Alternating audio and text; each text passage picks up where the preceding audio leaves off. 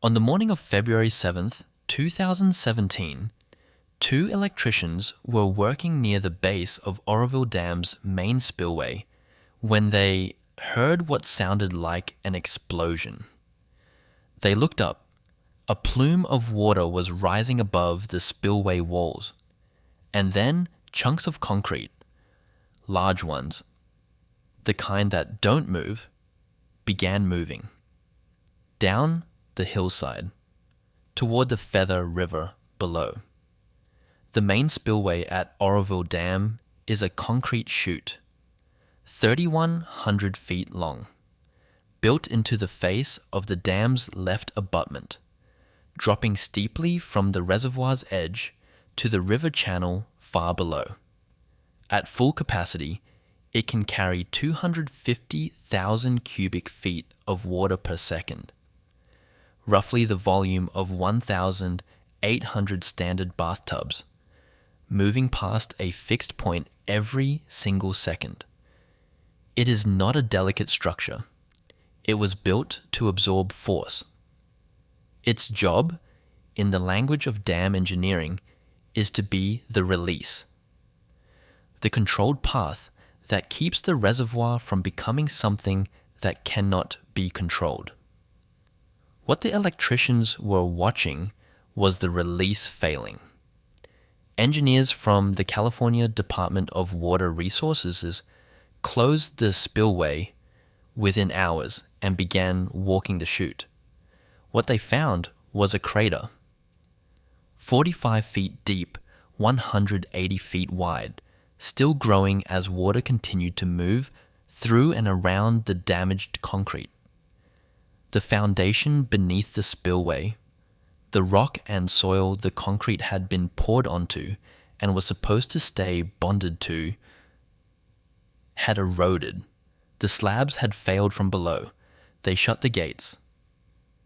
The spillway went dark, and the reservoir kept rising.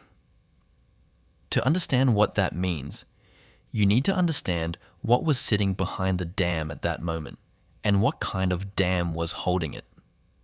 Lake Oroville, at full pool, contains 3.54 million acre-feet of water.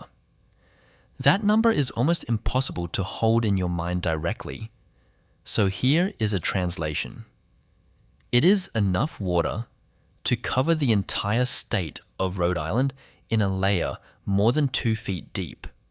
It is enough to supply every person in Los Angeles for approximately 7 years. When the reservoir is full, it covers a surface area of more than 15,000 acres and trails 167 miles of shoreline into the Sierra Nevada foothills northeast of the city of Oroville, California, roughly 65 miles north of Sacramento. Holding all of that water back is a dam 770 feet tall, taller than any other dam in the United States, taller than any other earth-filled dam in the world. That last word matters. Earth-fill. Oroville Dam is not a concrete arch. It is not a concrete gravity structure. It is not the kind of dam you picture when you picture a dam. The sheer gray wall, the spray at its base, the clean geometric face. Oroville Dam is, at its core, compacted earth. It is a mountain built by machines, layers of rock, gravel, sand, and at its center, an impervious core of clay, packed under pressure, engineered to resist water moving through it. 642 million cubic yards of material placed in engineered zones, each zone performing a specific function. The whole structure is 6,920 feet long at its crest, more than 1.25 miles from one end to the other. It is a remarkable piece of engineering. It is also, in the most literal sense, a dirt wall. In February 2017, that dirt wall was holding back a reservoir that had been filling faster than anyone had planned for because of what had happened to Northern California's weather. The 5 years before 2017 had been the driest stretch in California's recorded history. Reservoirs across the state had dropped to historic lows. Lake Oroville had sat at fractions of its capacity. The snowpack in the Sierra Nevada, which feeds the Feather River that feeds the reservoir, had collapsed. California was in a drought that felt structural. Not a bad year, but a new condition. And then, beginning in the fall of 2016, the atmospheric rivers came, one after another, through October, November, December, January, and into February. Storm systems carrying enormous volumes of Pacific moisture moved ashore and stalled against the Sierra Nevada, wringing themselves out over the watershed that drains into Lake Oroville. By the time the spillway failed, on February 7th, 2017, Northern California was on track for its wettest winter on record. The reservoir, which had been partially drawn down for flood control, was rising at a rate that was closing options faster than engineers could exercise them.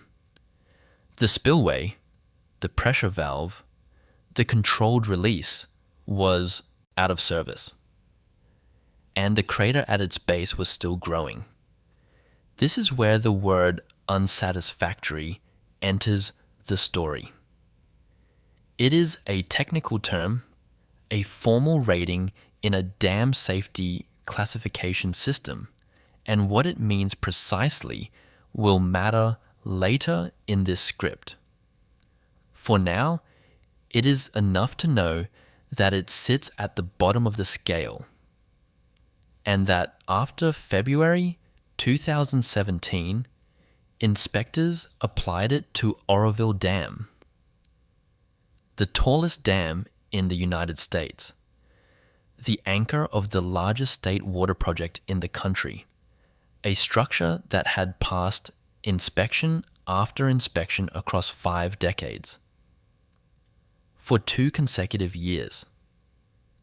The engineers that morning were standing at the bottom of that classification system, looking at a hole in the concrete that was getting larger, with 3.54 million acre-feet of water pressing against the wall above them, and a river valley below holding hundreds of thousands of people who did not yet know what was happening.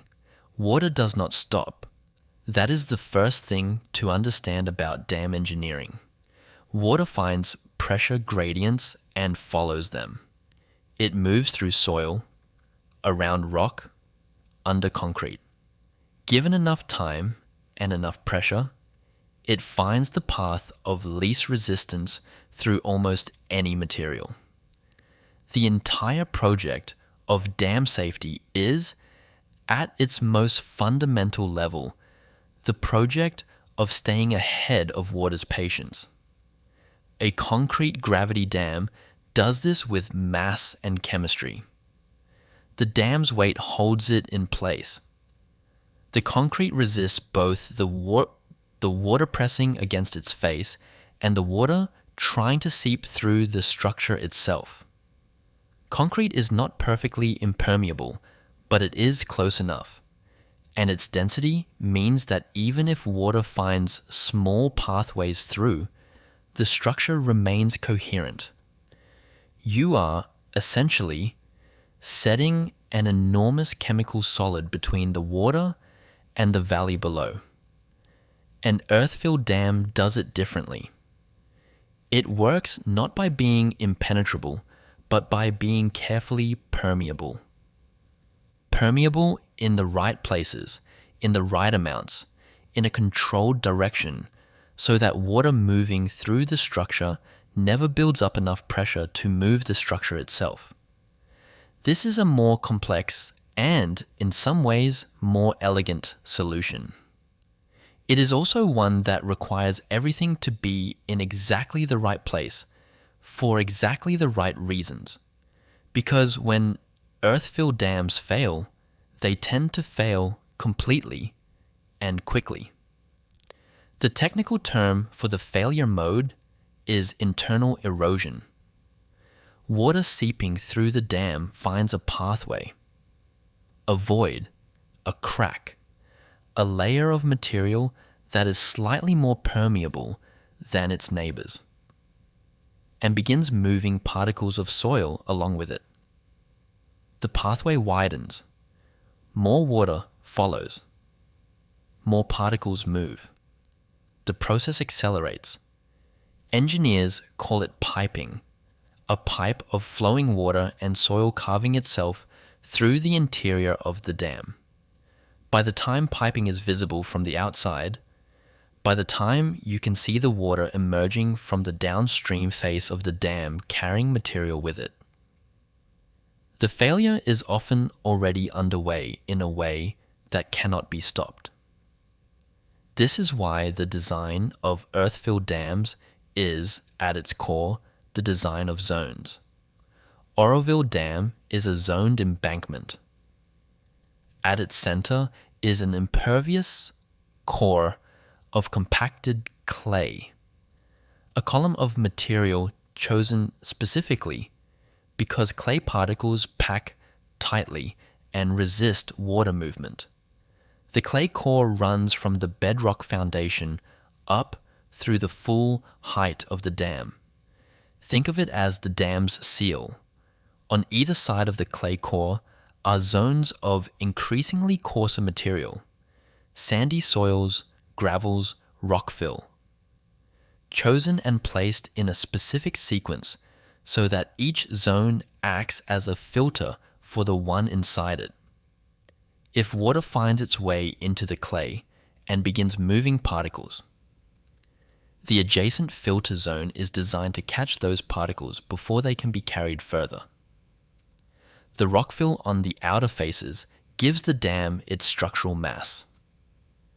This system works when every zone is performing its function. It works when the materials in each zone are what the design specified, placed at the density the design specified, bonded to the foundation the design assumed. The engineers who built Oroville between 1961 and 1968 were working with the state-of-the-art in earth-filled dam design. The structure they built was, at the time of its completion, the tallest dam of any kind in the United States, and it was considered a landmark achievement in geotechnical engineering. What it was not built for, what no dam built in that era was built for, because the data did not yet exist to build for it, was the precipitation regime California now experiences. The design of a dam's spillway begins with a number, the probable maximum flood. This is the largest flood that hydrologists believe could reasonably occur in a given watershed, calculated from the maximum precipitation the atmosphere can deliver over the contributing drainage area, combined with assumptions about snowmelt, soil saturation, and runoff rates. The probable maximum flood is the upper bound the spillway must be able to handle. It defines the spillway's width, its slope, its gate configuration, its capacity in cubic feet per second. In the 1960s, the hydrology underlying those calculations was drawn from the instrumental precipitation record available at the time, a record that stretched back, in most Sierra Nevada watersheds, only a few decades. Engineers is what they had. The design flood for Oroville's spillway was calculated from that record. The spillway was sized to handle it. What has changed since then is the understanding of what the Sierra Nevada atmosphere is capable of. and the data showing that the precipitation record of the 1950s and 1960s was not a representative sample of the full range of events the watershed can produce. That is a problem to return to in detail later in this script. The immediate point is this: the main spillway at Oroville Dam is not just a drainage channel. It is the mechanism that keeps the reservoir from overtopping the dam. And because Oroville Dam is an earthfill structure, overtopping is among the most dangerous things that can happen to it. Water moving over the crest of an earthfill dam does not bounce off concrete. It contacts earth.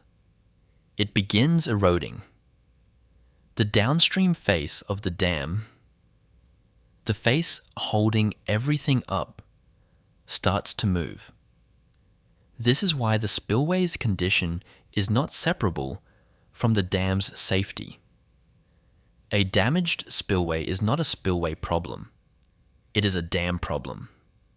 Because if the spillway cannot release water fast enough to keep the reservoir below the crest, the dam itself is the next thing at risk. Which brings the story back to what Oroville was built to protect. The dam sits at the top of the California State Water Project, the largest state-owned water storage and delivery system in the country, and one of the largest water management systems in the world. When California built Oroville in the 1960s, the project it anchored was conceived as a solution to a geographic problem. The state's water falls primarily in the north, and its population lives primarily in the south. The State Water Project was the infrastructure that would bridge that gap. Here is how the water moves. It falls as rain and snow in the Sierra Nevada mountains above Lake Oroville. The Feather River carries it down to the reservoir, where Oroville Dam captures and holds it.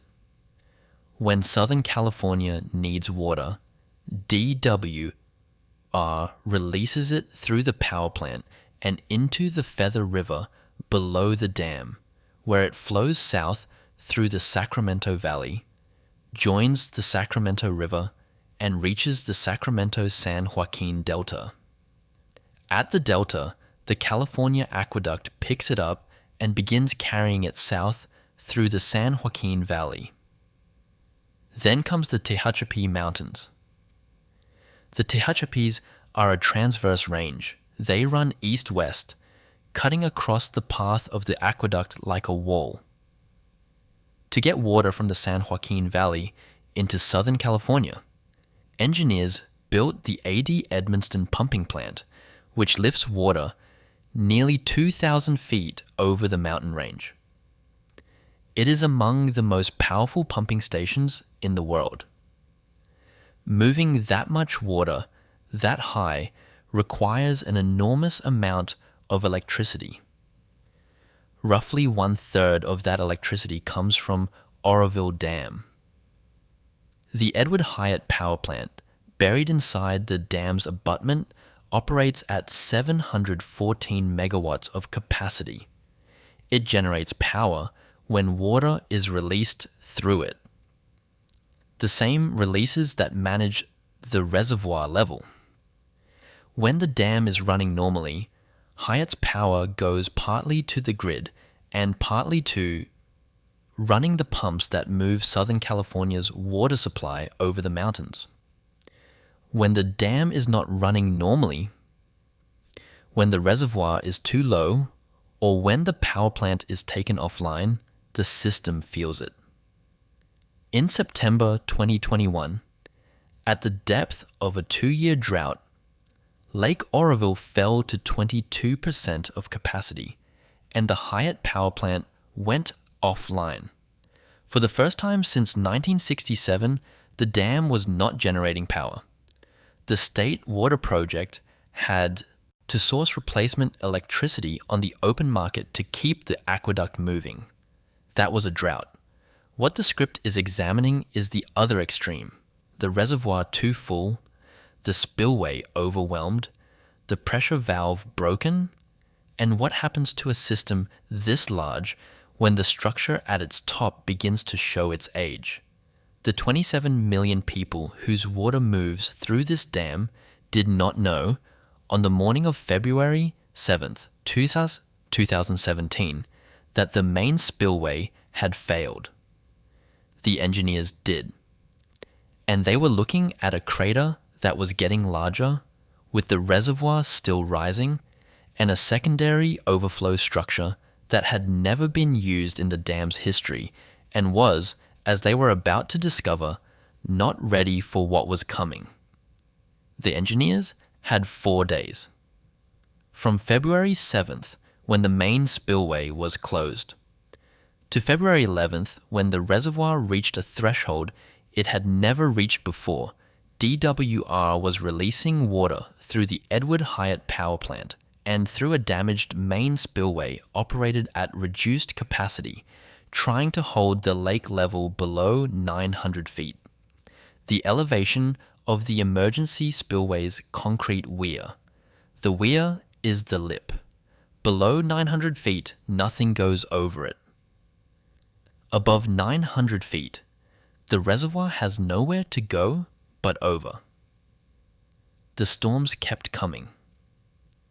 The inflows into Lake Oroville during that period were running at rates that overwhelmed the reduced releases. 4 days of mathematics moving in one direction. On February 11th, 2017, the reservoir reached 901 feet. Water moved over the emergency spillway weir for the first time in the dam's 49-year operational history. What happened next is the part that the engineering community has been examining ever since. To understand it, you need to know what the emergency spillway actually is. The name suggests a structure, a backup system, something engineered and ready. The concrete weir at the crest is engineered. It is a carefully constructed overflow structure designed to pass water in a controlled way when the reservoir rises above the main spillway's capacity. But the weir is not the spillway. The weir is the starting point. Below the weir, the water is meant to flow down the hillside and reach the Feather River below. That hillside is not armored. It is not concrete. It is bare earth, rock, and vegetation.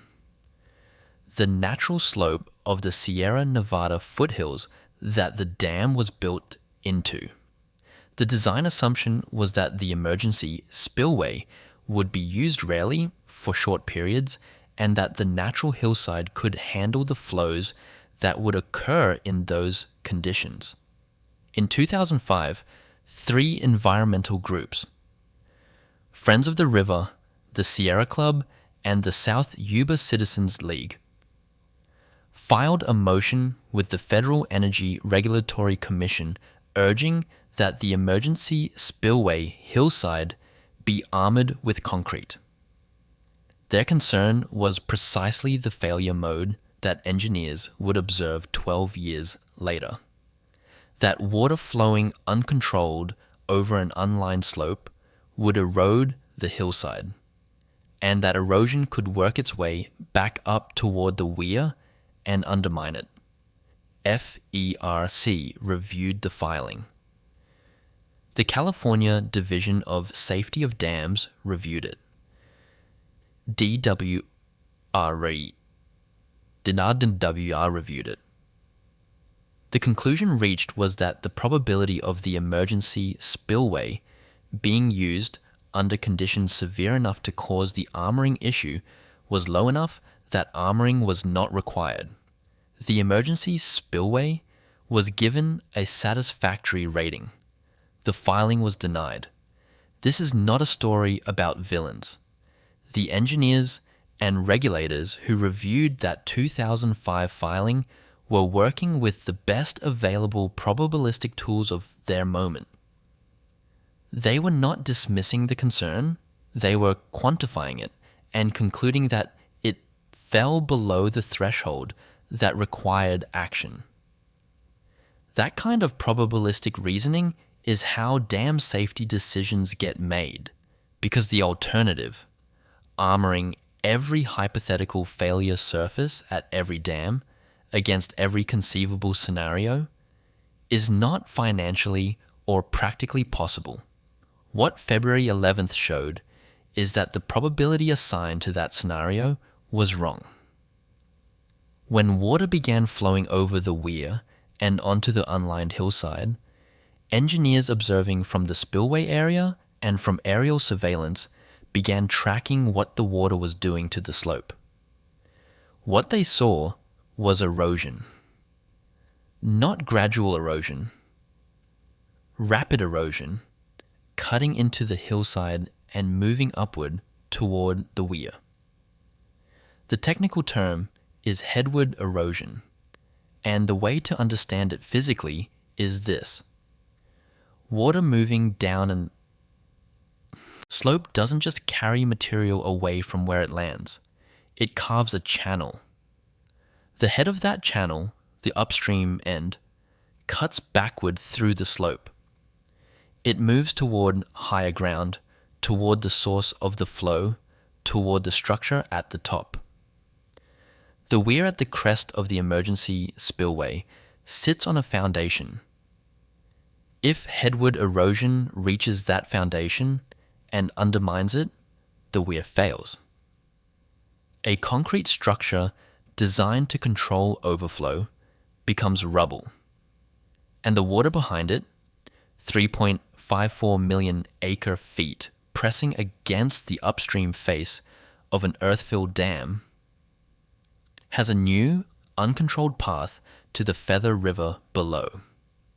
Engineers estimated that a weir failure would send a 30-foot wall of water into the river channel.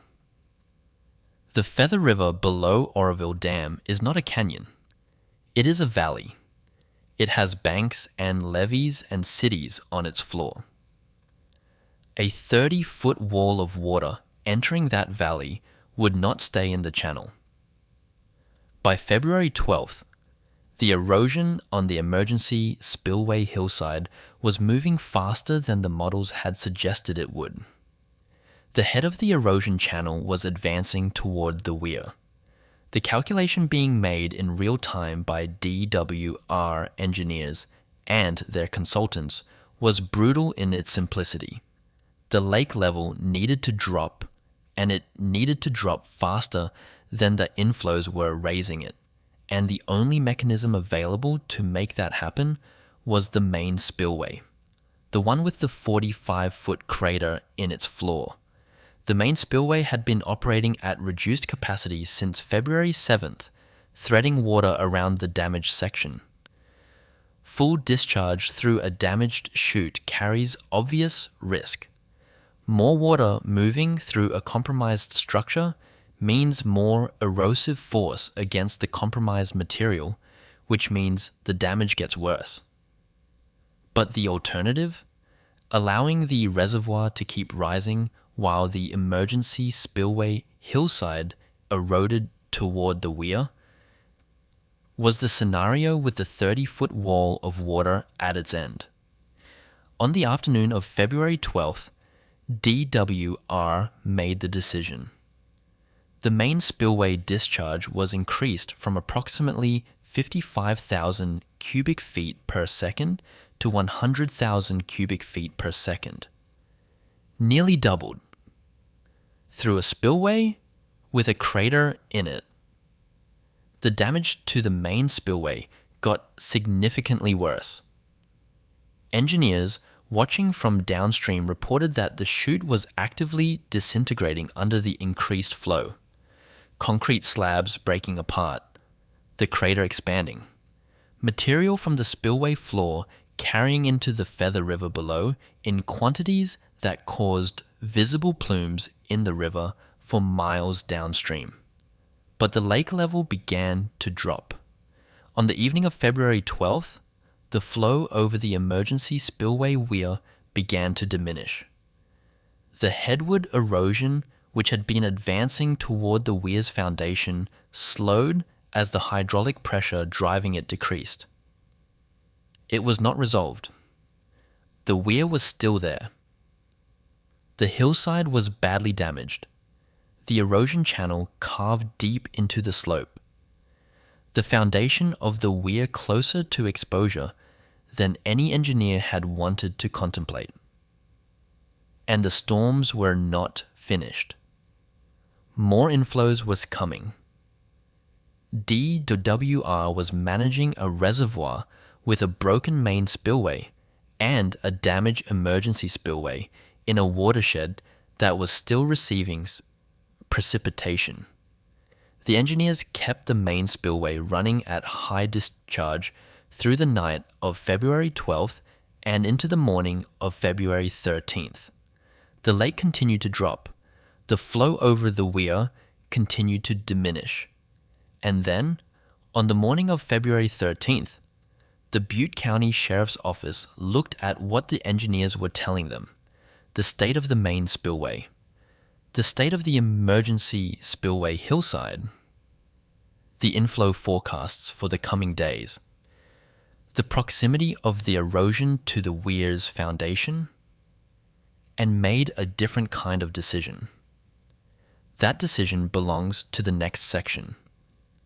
At approximately 4 o'clock in the afternoon, on February 13th, 2017, Butte County Sheriff Corey Honea stood in front of cameras and told the residents of the Feather River Valley below Oroville Dam to leave. Not to prepare to leave, not to consider leaving, to leave. Immediately, to take routes away from the river and not travel north toward the dam. The evacuation order covered Oroville, population approximately 16,000. It covered Yuba City in Sutter County, population approximately 65,000. It covered Marysville in Yuba County, population approximately 12,000. It covered the surrounding unincorporated communities in the low-lying flood basin between those cities, the farms, the subdivisions, the mobile home parks built on the flat valley floor that the Feather River runs through on its way south toward Sacramento. In total, 188,000 people. Ordered to move. Honea called the decision extraordinarily difficult. That phrase is worth sitting with for a moment. The sheriff of a county of roughly 230,000 people was ordering the evacuation of nearly all of them on a Monday afternoon with a few hours of daylight remaining, based on engineering assessments of a structure 65 miles north of Sacramento, whose secondary overflow system was actively eroding toward a failure mode that no one had seen before and that no one could say with certainty was going to occur. The decision to issue that order, to create the certain chaos of a mass evacuation based on a probabilistic threat, is itself a measure of how seriously the engineer's assessment was being taken. The roads told the rest of the story. Every route leading away from the Feather River Valley filled within the hour. Highways that normally carry commuter traffic became parking lots extending for miles. People who left immediately got out. People who waited to gather more belongings, who stopped to help neighbors, who had mobility limitations or no vehicles, they found the roads already gridlocked. The evacuation that dam engineers design emergency action plans for assumes orderly movement along designated routes. What happened on the afternoon of February 13th was not orderly. It was 188,000 people making individual decisions simultaneously on a road network not built for that load. To understand what those people were driving away from, what the engineers were worried the water would do to the valley floor if the worst happened, you need to understand the geography of the Feather River below the dam. The river drops from the Sierra Nevada foothills through a series of canyons and then opens into the Sacramento Valley, somewhere south of Oroville. At that point, the landscape flattens. The river, which has been moving fast through narrow terrain, spreads into a braided channel running through agricultural land and suburban development. On both sides of the river, levees keep it contained. Earthen berms built not to hold back a reservoir, but to contain a managed river whose peak flows are determined by what Oroville Dam releases downstream. That last clause is the one that matters. The levees downstream of Oroville Dam were not designed for the Feather River running wild. They were designed for the Feather River running through a flood control system in which Oroville Dam is the primary regulator. Remove the dam's regulating function or overwhelm it, and the levees are now protecting communities from a river that is bigger than anything the levees were built to contain. Engineers had modeled what a weir failure on the emergency spillway would produce. An uncontrolled release from behind the weir would hit the unlined hillside at the base of the dam, where it would not find a concrete channel but bare earth. From Section 2, water on earthfill does not bounce. It erodes. The slope below the weir would be subjected to volumes and velocities it was not designed to resist. What reached the Feather River below would not be a managed release. It would be something closer to a flash flood generated 770 feet above the valley floor, carrying with it whatever the slope gave up on the way down. The estimate was a wall of water 30 feet high entering the river channel below the dam. A 30-foot wall of water in the Feather River, unannounced and uncontrolled, moving at the velocities that gradient produces, would have exceeded the capacity of every downstream channel and levee in its path. The flood modeling for that scenario, which was not made public in detail until after the incident, showed inundation extending across the valley floor into the communities that 188,000 people were at that moment trying to leave. While they were leaving, a different kind of evacuation was happening at the Feather River Fish Hatchery, a few miles downstream from the dam.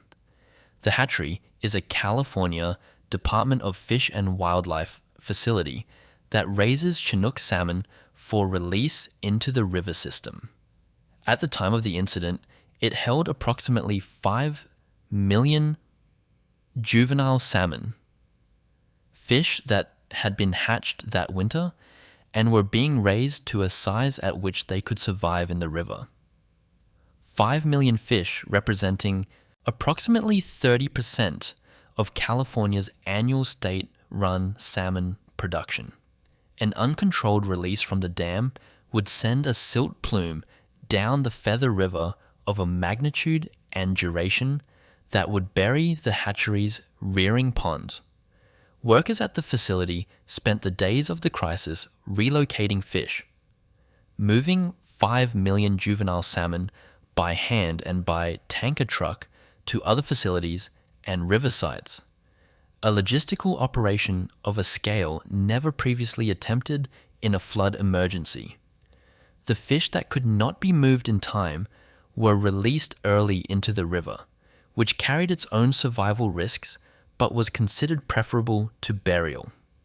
The scale of that fish evacuation is a useful measure of the engineer's assessment of the threat. When a state agency mobilizes the resources to move 5 million fish because it believes the alternative is losing them, the threat being contemplated is not marginal. February 14th. The reservoir level continued to drop through the night. D-WR kept the main spillway running at high discharge. The concrete chute now significantly more damaged than it had been on February 12th. Pieces of the floor gone, the crater expanded, material running into the river, but working enough. By early on February 14th, the flow over the emergency spillway weir had stopped. The hydraulic pressure that had been driving the headward erosion toward the weir's foundation was gone. Engineers moved in to assess the state of the hillside. The erosion channel was deep, 150 to 175 feet deep in places. According to subsequent reporting, carved into the slope in less than 48 hours of flow. The weir itself was intact. Its foundation had not been undermined. The distance between where the erosion stopped and where it would have needed to reach to cause weir failure was, by some accounts, a matter of feet. The evacuation order began to lift on the afternoon of February 14th. People drove back on the same roads they had jammed 24 hours earlier, returning to homes they had left standing, in a valley that was still there. The dam had held, but held is a complicated word in this context.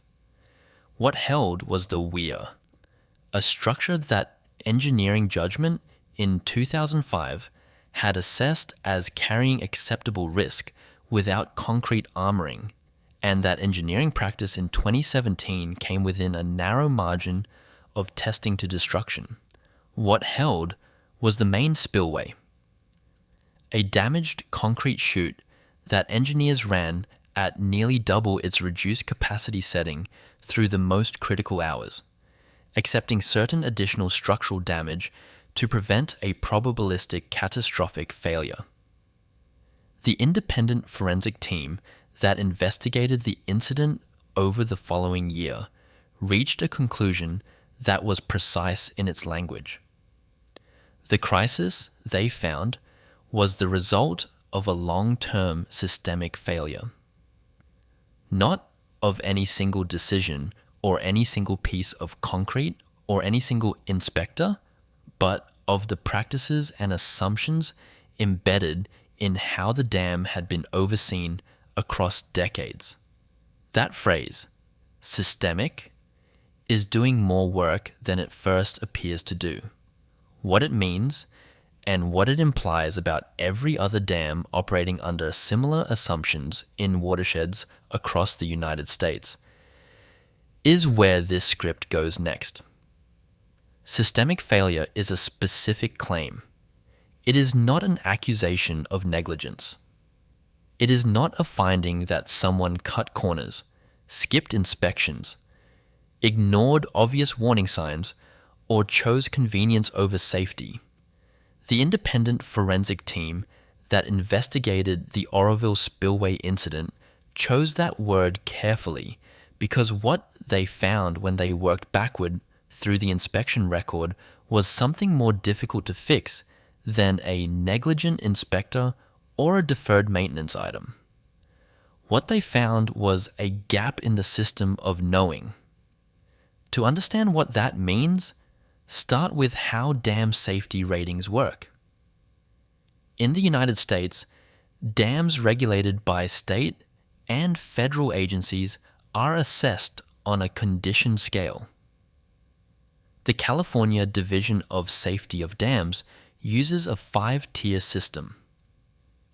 At the top, satisfactory. No existing deficiencies recognized for normal operating conditions. Below that, fair. Rare or extreme events might create a deficiency, but normal operation is sound, then poor. A deficiency exists that could realistically occur under normal operating conditions. Remedial action is necessary. Then unsatisfactory. A deficiency requires immediate or emergency remedial action. And finally, in a category that is troubling for a different reason, not rated. The dam has not been inspected or has been inspected, but for whatever reason has not been assessed. Think of it like a structural inspection for a building you are about to buy. The inspector walks through. They check what they can see, test what they can test, probe where they know to probe.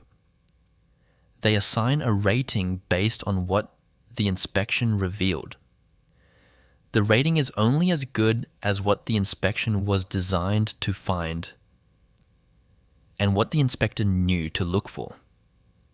A building with a hidden structural problem in a wall cavity will pass an inspection that does not open that wall. The inspector is not incompetent. The rating is not fraudulent. The problem is real. The inspection did not find it because the inspection was not designed to find it. This is what happened at Oroville over decades across multiple inspection regimes. Oroville Dam is among the most inspected dams in the United States. It operates under a Federal Energy Regulatory Commission hydroelectric license, which requires an independent engineering consultant to conduct a comprehensive safety inspection every 5 years. The Part 12D process. Between those 5-year inspections, the California Division of Safety of Dams inspects the dam twice each year. FERC staff conduct their own annual inspection. The dam also undergoes continuous monitoring. Instruments embedded in the structure measure seepage, pore water pressure, settlement, and movement, feeding data to engineers who track the readings against established baselines. Before 2017, every one of those inspections concluded that Oroville Dam was safe to operate. The dam carried a satisfactory rating. The spillway carried a satisfactory rating. The emergency spillway carried a satisfactory rating. The inspectors were not missing obvious things. They were walking a 3,100-foot concrete chute and observing its surface. They were looking at joint sealants, checking for visible cracking, assessing the condition of the concrete from above.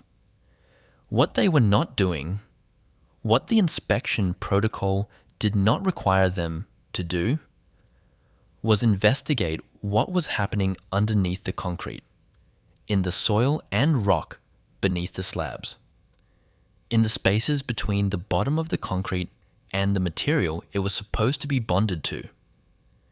Because in those spaces, something had been happening for years. The independent forensic team's investigation found voids beneath the main spillway's concrete slabs. Empty spaces, gaps where the concrete had separated from the foundation material beneath it. The team found evidence that water had been entering those voids under pressure, moving through the foundation and eroding material from below the slabs. The slabs looked intact from above. The surface showed some cracking and some sealant deterioration, things that had been noted in inspection reports and logged as items to monitor. But the concrete was not failing from the top down, the way a surface inspection would detect. It was failing from the bottom up, in spaces that surface inspections could not see.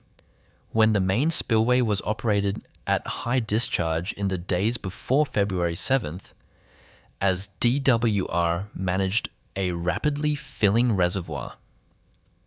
The water moving through the chute at velocity found those voids and the erosion channels beneath the slabs.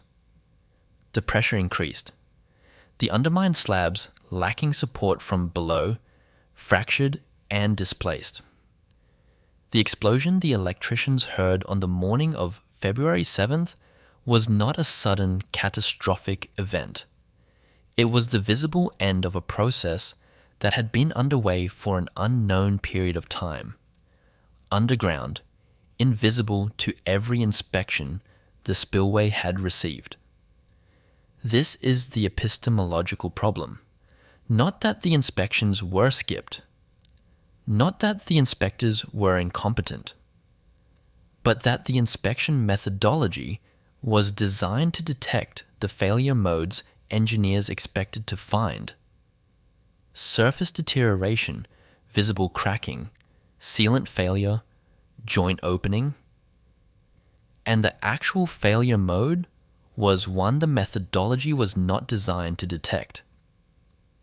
Before 2017, Oroville Dam had undergone what dam engineers call potential failure mode analysis, a structured process in which engineers and regulators convene to systematically brainstorm the ways a dam could fail. The process is rigorous. Each hypothetical failure pathway is examined, assigned a probability, and evaluated against the consequences of its occurrence. High probability, high consequence scenarios get prioritized for monitoring and remediation. Low probability scenarios get logged and revisited. The void failure mode. Seepage-induced erosion beneath the spillway slabs, propagating upward until the slabs lost structural support, was not among the scenarios in Oroville's pre-2017 PFMA that were rated credible enough to require action. The probability assigned to it, based on the inspection data available, was too low. The inspection data available was surface data. The surface looked acceptable. The 2005 FERC filing by Friends of the River, the Sierra Club, and the South Yuba Citizens League was not about the main spillway voids. The groups filing that petition did not know about them because no one knew about them. Their concern was the emergency spillway's unlined hillside. But the regulatory response to that filing illustrates the same epistemological structure. The risk was assessed using available data and established probabilistic frameworks. The data did not support the risk as credible enough to act on. The filing was denied. What the 2005 filing and the PFMA process share is this. Both were correct applications of the methodology. The methodology was working as designed. The methodology was designed around the information it could obtain and the failure modes it knew to consider. When February 2017 produced conditions that activated failure modes outside those categories, the system had no prior warning to offer. The forensic team's conclusion, long-term systemic failure, means that the gap was not in any individual decision, but in the architecture of how the dam was understood. The inspection regime produced a picture of the dam. The picture was accurate as far as it went. It did not go underground. Since 2017, inspection practices at Oroville and at dams across the country have changed. FERC issued requirements for detailed spillway assessments at hundreds of high and significant hazard dams in the immediate aftermath of the incident. The 10th Part 12D inspection at Oroville, the most recent comprehensive independent review, incorporated a FERC Level 2 risk assessment, a methodology that did not exist in its current form when the previous inspections were conducted. Subsurface investigation techniques have been added to inspection toolkits at facilities where the void failure mode is considered relevant. These are real improvements. They came from a real failure. That sequence, improvement following failure, is how dam safety knowledge has historically advanced in the United States. The question that the Oroville forensic investigation leaves open is the one that should be uncomfortable to sit with. Not whether Oroville's inspection regime has improved, it has, but whether the 2,522 high-hazard dams currently rated in poor or unsatisfactory condition across the United States have been examined for the failure modes their inspection methodologies were not designed to find. Whether there are, right now, voids beneath spillway slabs at dams that are carrying satisfactory ratings because their surface inspections are clean. Whether the picture being produced by current inspection regimes is accurate as far as it goes, and whether it goes far enough. The forensic team at Oroville found what they found because the dam failed, and they were sent in to understand why. At a dam that hasn't failed yet, the voids are still there, still accumulating, still invisible to the inspection walking the surface above them. Inspections haven't always happened in 12 years at some of those facilities. At others, the data doesn't resolve it cleanly. Engineers are still debating the right subsurface investigation intervals for aging spillways. That uncertainty is not a scandal. It is the current state of the field, working with the tools and budgets available to it. But it is worth knowing that the field learned what it knows about void failure at Oroville by watching a 3,100-foot concrete chute come apart on a February morning while 188,000 people packed their cars on the roads below.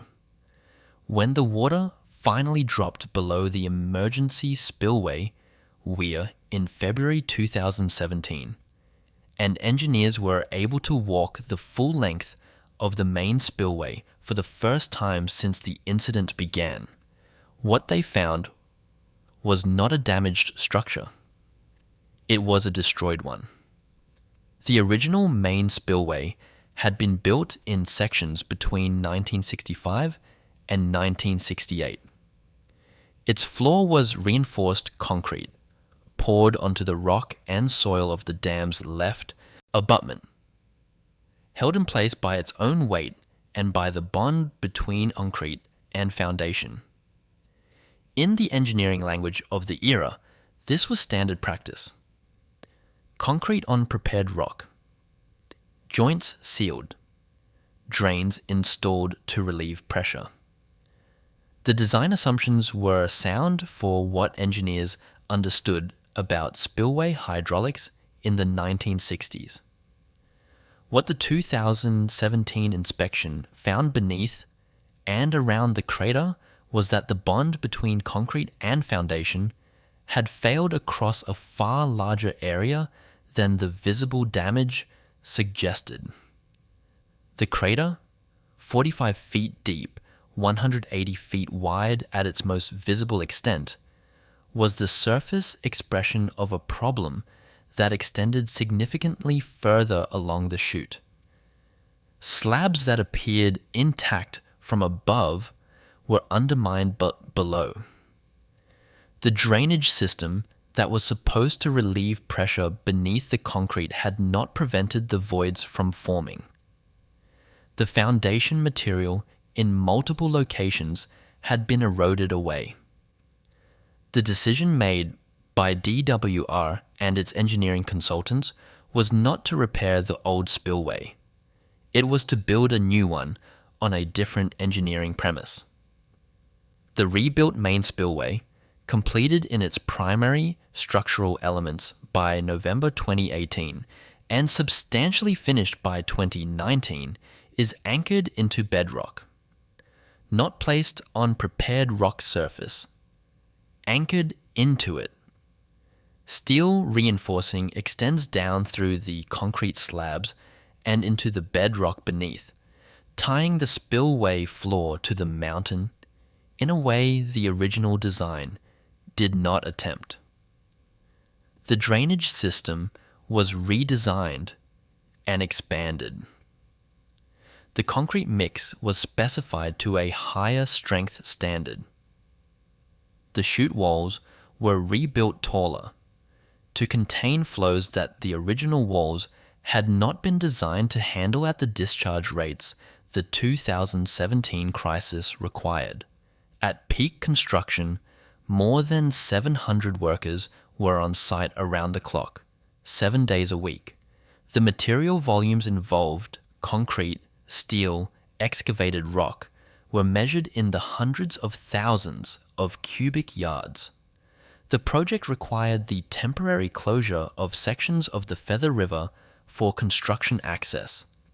It required new access roads, new utility infrastructure, new monitoring instrumentation embedded in and beneath the new concrete. The final cost, approximately $1.1 billion. The most expensive dam safety repair in United States history. That number deserves a moment. $1.1 billion. To fix one spillway on one dam. The Association of State Dam Safety Officials estimates the total cost of rehabilitating all non-federal high-hazard dams in the country at $37.4 billion. Oroville's spillway repair alone consumed roughly 3% of that entire national figure. It was a single structure, on a single dam, in a single state, and it costs more than the annual infrastructure budgets of most state dam safety programs combined. The rebuilt spillway is stronger than anything that existed at Oroville before February 2017. DWR engineers conduct annual inspections of the concrete slabs, walls, joint sealant, and energy dissipators at the base of the structure. The Federal Energy Regulatory Commission reviews those inspections. The California Division of Safety of Dams reviews them. The rebuilt spillway operated through the atmospheric river sequences of the 2022 to 23 and 2023 to 24 wet seasons, the years in which Lake Oroville reached full pool for the first time since 2019, and performed as designed. The emergency spillway hillside is a different matter.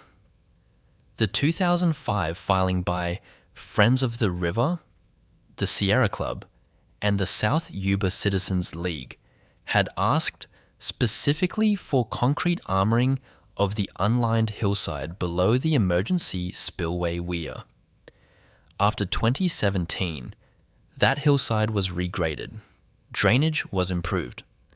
A layer of rock, angular, interlocked, selected for its resistance to hydraulic displacement, was placed over the slope to resist the erosive force of water flowing over it. It is not concrete. Engineers have reasons for that choice. Concrete armoring of the full hillside would require a structural foundation system, drainage behind the concrete to prevent hydrostatic pressure buildup, and maintenance access that the terrain makes difficult. Rock protection, properly designed and placed, can resist the hydraulic conditions the emergency spillway is expected to experience. The engineering judgment, post-2017, was that rock protection at the specified standard meets the requirement, what the 2005 filing asked for, and what the 2017 event validated as a legitimate concern was concrete. What the rebuilt hillside received was rock. The listener can hold that fact and decide what weight to give it. What the reconstruction did not touch, could not touch, because its presence was not fully characterized until after the reconstruction was underway, is what sits beneath the 9 saddle dams on the west and southeast sides of the reservoir. Oroville Dam is not a single structure. The reservoir it creates is an irregular body of water that fills the drainage channels of the Sierra Nevada foothills across a surface area of more than 15,000 acres. In places where the natural terrain does not provide a watertight boundary for the reservoir, the State Water Project built saddle dams, smaller earthfill structures positioned in low points of the ridgelines surrounding the lake that prevent the reservoir from spilling into adjacent drainages. There are 9 of them. Some are well characterized. Some, until recently, were not. In September 2024, DWWR began a geotechnical investigation of Parish Camp Saddle Dam, located near the Lime Saddle Marina on the reservoir's western shore. The investigation involved drilling, boring into the dam's foundation to extract core samples and obtain subsurface data that had not previously been available. The drilling was not initiated because of a visible problem. It was initiated because an independent consultant's review, conducted as part of the routine FERC Part 12 D-Safety inspection process, recommended that below-surface foundation data be obtained and analyzed. DWR's public communications about the investigation have been consistent. No safety concern has been identified.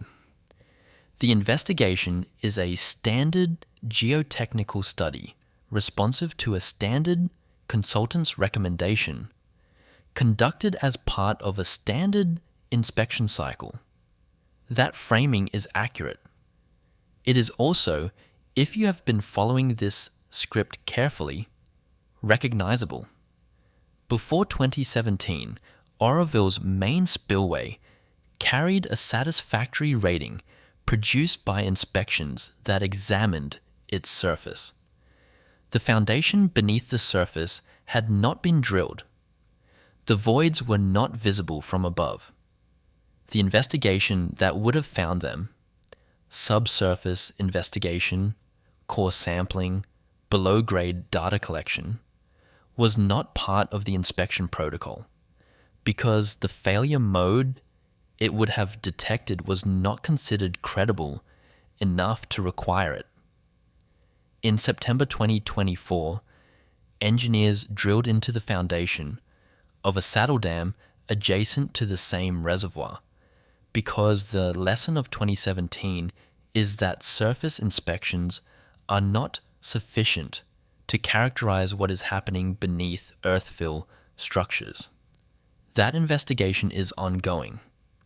The results have not been made public in summary form as of this writing. DWR says no safety concern has been identified. That is the current official position, and there is no evidence in the public record to contradict it. What there is, instead, is an open investigation.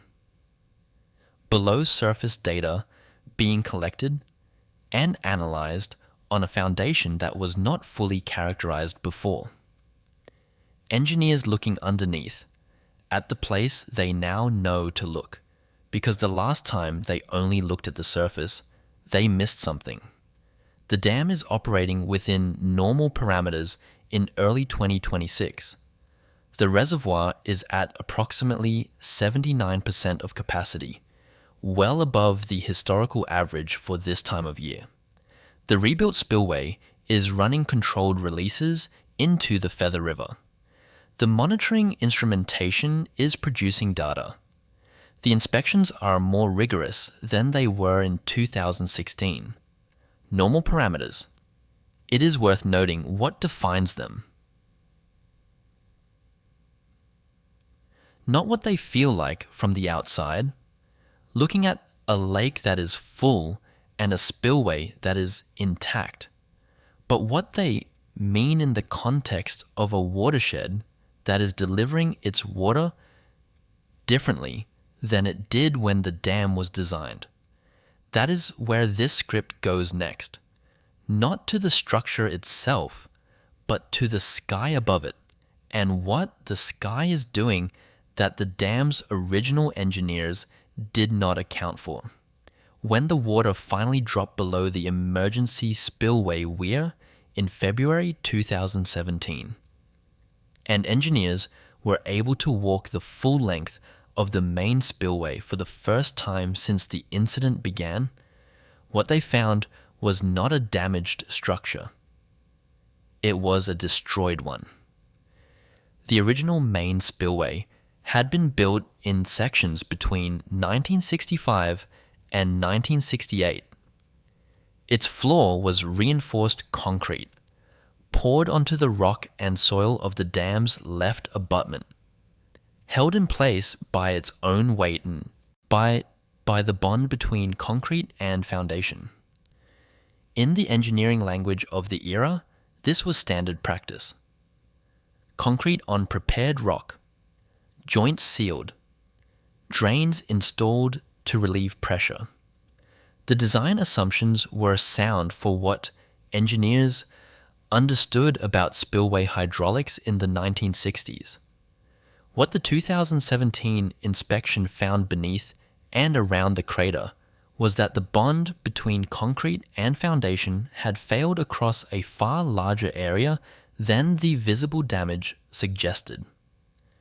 The crater, 45 feet deep, 180 feet wide, at its most visible extent, was the surface expression of a problem that extended significantly further along the chute. Slabs that appeared intact from above were undermined below. The drainage system that was supposed to relieve pressure beneath the concrete had not prevented the voids from forming. The foundation material in multiple locations had been eroded away. The decision made by DWR and its engineering consultants was not to repair the old spillway. It was to build a new one on a different engineering premise. The rebuilt main spillway, completed in its primary structural elements by November 2018 and substantially finished by 2019, is anchored into bedrock. Not placed on prepared rock surface, anchored into it. Steel reinforcing extends down through the concrete slabs and into the bedrock beneath, tying the spillway floor to the mountain in a way the original design did not attempt. The drainage system was redesigned and expanded. The concrete mix was specified to a higher strength standard. The chute walls were rebuilt taller to contain flows that the original walls had not been designed to handle at the discharge rates the 2017 crisis required. At peak construction, more than 700 workers were on site around the clock, 7 days a week. The material volumes involved, concrete, steel, excavated rock, were measured in the hundreds of thousands of cubic yards. The project required the temporary closure of sections of the Feather River for construction access. It required new access roads, new utility infrastructure, new monitoring instrumentation embedded in and beneath the new concrete. The final cost? Approximately $1.1 billion. The most expensive dam safety repair in United States history. That number deserves a moment. $1.1 billion. To fix one spillway on one dam. The Association of State Dam Safety Officials estimates the total cost of rehabilitating all non-federal high-hazard dams in the country at $37.4 billion. Oroville's spillway repair alone consumed roughly 3% of that entire national figure. It was a single structure on a single dam in a single state, and it cost more than the annual infrastructure budgets of most state dam safety programs combined. The rebuilt spillway is stronger than anything that existed at Oroville before February 2017.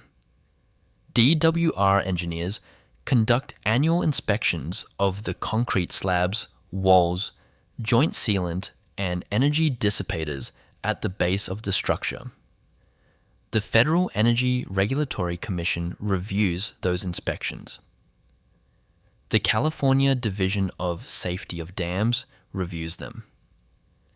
The rebuilt spillway operated through the atmospheric river sequences of the 2022 to 23 and 2023 to 24 wet seasons, the years in which Lake Oroville reached full pool for the first time since 2019, and performed as designed.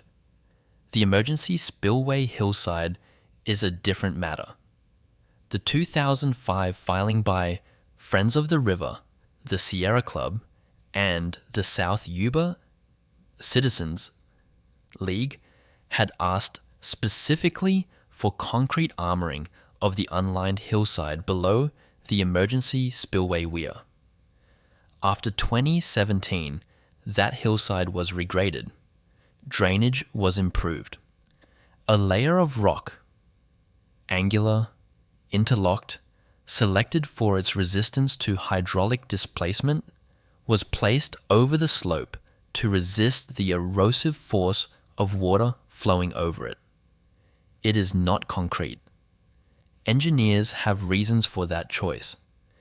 Concrete armoring of the full hillside would require a structural foundation system, drainage behind the concrete to prevent hydrostatic pressure buildup, and maintenance access that the terrain makes difficult.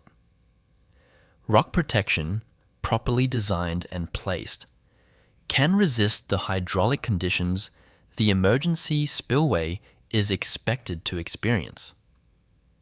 The engineering judgment post-2017 was that rock protection at the specified standard meets the requirement. What the 2005 filing asked for, and what the 2017 event validated as a legitimate concern, was concrete. What the rebuilt hillside received was rock. The listener can hold that fact and decide what weight to give it. What the reconstruction did not touch, could not touch, because its presence was not fully characterized until after the reconstruction was underway, is what sits beneath the 9 saddle dams on the west and southeast sides of the reservoir. Oroville Dam is not a single structure. The reservoir it creates is an irregular body of water that fills the drainage channels of the Sierra Nevada foothills across a surface area of more than 15,000 acres. In places where the natural terrain does not provide a watertight boundary for the reservoir, the State Water Project built saddle dams, smaller earth-fill structures positioned in low points of the ridgelines surrounding the lake that prevent the reservoir from spilling into adjacent drainages. There are 9 of them. Some are well characterized. Some, until recently, were not. In September 2024, DWR began a geotechnical investigation of Parish Camp Saddle Dam, located near the Lime Saddle Marina on the reservoir's western shore. The investigation involved drilling, boring into the dam's foundation to extract core samples and obtain subsurface data that had not previously been available. The drilling was not initiated because of a visible problem. It was initiated because an independent consultant's review, conducted as part of the routine FERC Part 12D safety inspection process, recommended that below-surface foundation data be obtained and analyzed. DWR's public communications about the investigation have been consistent. No safety concern has been identified. The investigation is a standard geotechnical study, responsive to a standard consultant's recommendation, conducted as part of a standard inspection cycle. That framing is accurate. It is also, if you have been following this script carefully, recognizable. Before 2017, Oroville's main spillway carried a satisfactory rating produced by inspections that examined its surface. The foundation beneath the surface had not been drilled. The voids were not visible from above. The investigation that would have found them, subsurface investigation, core sampling, below-grade data collection, was not part of the inspection protocol because the failure mode it would have detected was not considered credible enough to require it. In September 2024, engineers drilled into the foundation of a saddle dam adjacent to the same reservoir. Because the lesson of 2017 is that surface inspections are not sufficient to characterize what is happening beneath earthfill structures. That investigation is ongoing. The results have not been made public in summary form as of this writing. DWR says no safety concern has been identified. That is the current official position, and there is no evidence in the public record to contradict it. What there is, instead, is an open investigation. Below surface data being collected and analyzed on a foundation that was not fully characterized before. Engineers looking underneath at the place they now know to look, because the last time they only looked at the surface, they missed something. The dam is operating within normal parameters in early 2026. The reservoir is at approximately 79% of capacity, well above the historical average for this time of year. The rebuilt spillway is running controlled releases into the Feather River. The monitoring instrumentation is producing data. The inspections are more rigorous than they were in 2016. Normal parameters. It is worth noting what defines them, not what they feel like from the outside. Looking at a lake that is full and a spillway that is intact, but what they mean in the context of a watershed that is delivering its water differently than it did when the dam was designed. That is where this script goes next, not to the structure itself, but to the sky above it, and what the sky is doing that the dam's original engineers did not account for.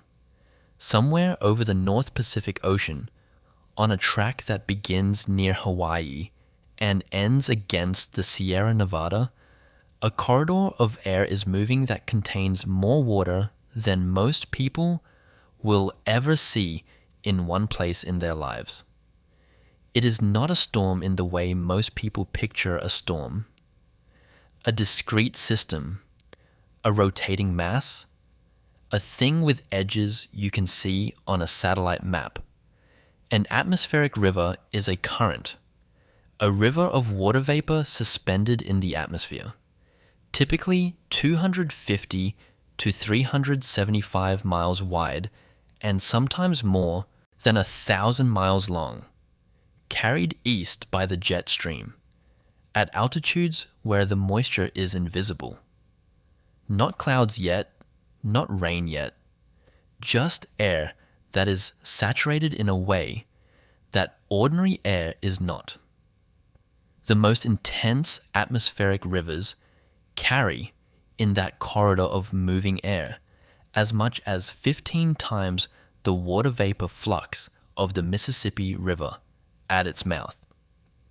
Not 15 times the flow of a tributary, 15 times the Mississippi, moving through the sky. When that corridor makes landfall against a mountain range, the air rises.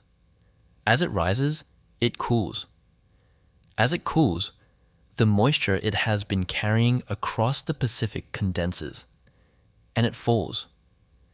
As rain at lower elevations, as snow higher up, sometimes as both simultaneously across the same watershed, in quantities that can overwhelm any surface it lands on that is not designed to receive it at that rate.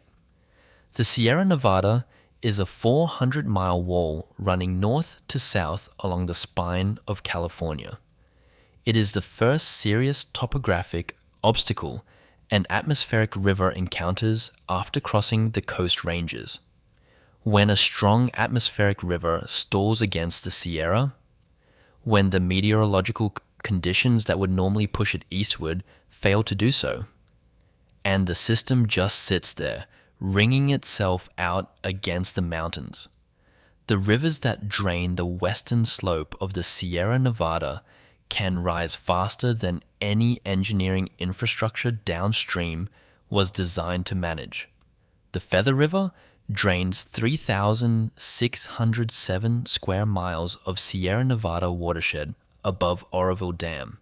During the most severe atmospheric river events on record, inflows into Lake Oroville have exceeded 250,000 cubic feet per second. That is more than 1.8 million gallons entering the reservoir every single second. The reservoir that Oroville Dam was built to hold, 3.54 million acre-feet, can theoretically receive its entire capacity in inflows in a matter of weeks under sustained atmospheric river conditions. The engineers who designed Oroville Dam in the 1950s and 1960s knew the Feather River flooded.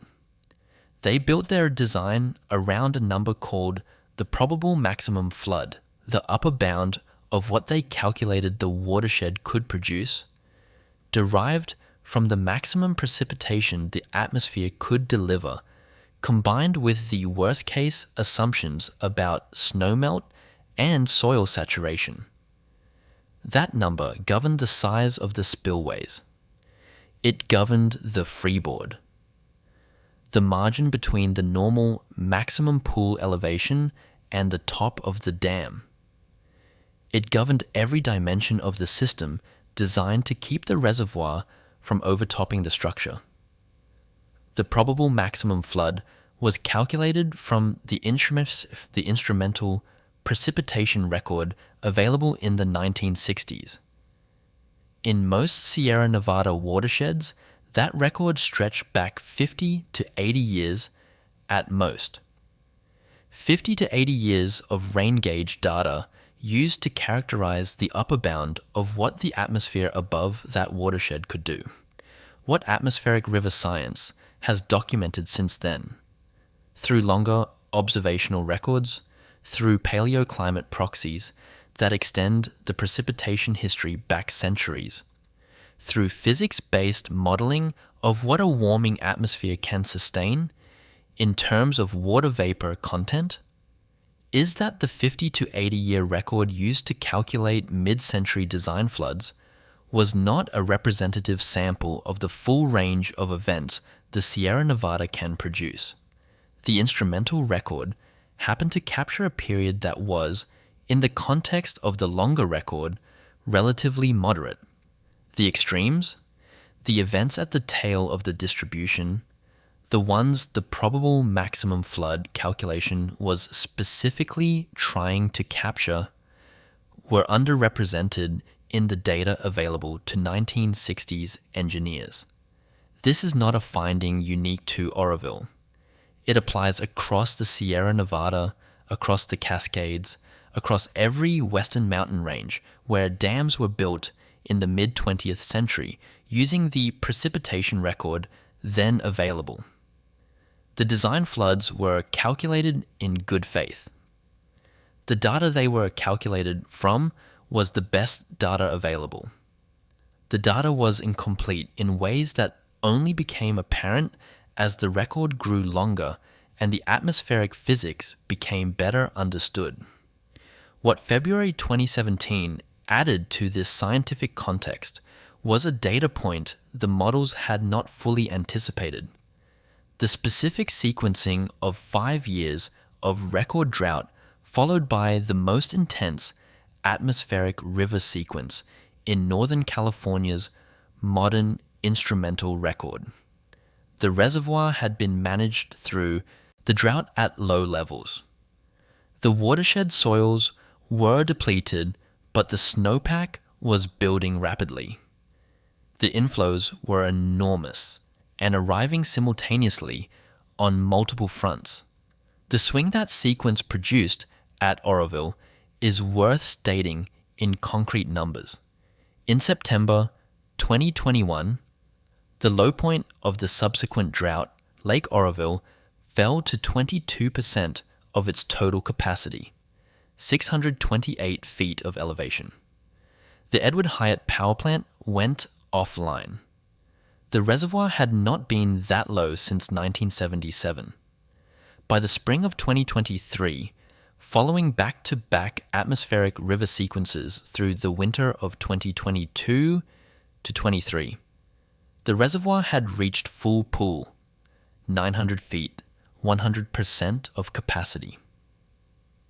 For the first time in years, from 22% to 100%. In a single wet season. Engineers call this whiplash. The precipitation pattern is not simply becoming wetter or drier. It is becoming more extreme in both directions simultaneously. Deeper droughts punctuated by more concentrated, more intense wet events that deliver their water faster than a reservoir management system built around gradual seasonal accumulation was designed to accommodate. The flood control tension this creates is mechanical. Between mid-September and May, DWR is required by Federal Water Control Manual guidelines to maintain a minimum of 750,000 acre-feet of empty space in Lake Oroville. Flood control storage, held in reserve to capture the inflows from whatever storms arrive. The logic is sound. A full reservoir cannot absorb a flood. The empty space is the buffer. But atmospheric rivers do not arrive on schedules that accommodate buffer creation. A major atmospheric river event can deliver inflows to Lake Oroville at rates that consume 750,000 acre-feet of storage in a matter of days. If the previous atmospheric river sequence has already been filling the reservoir faster than the mandatory releases can draw it down. If the flood control space has not been fully recreated between events, then the next event finds a reservoir that is fuller than the guidelines intend. This is not a hypothetical. The operational logs from the winter of 2016 to 17 show DWR managing exactly this tension, trying to release water fast enough to maintain flood control storage, while the watershed above was receiving precipitation at rates that made the drawdown a race. The operators were losing. The main spillway was running at high discharge in the days before February 7th, precisely because the reservoir was approaching the threshold that the flood control guidelines required it to stay below. The spillway that failed was failing under the hydraulic load of an atmospheric river management problem. The rebuilt spillway is anchored into bedrock. The new concrete is stronger, thicker, better drained. The inspection regime is more rigorous. Every one of those improvements is real. The atmospheric rivers are also real. They are arriving with the same fundamental energy budget they have always had. The physics of water vapor and orographic lift and Sierra Nevada topography have not changed.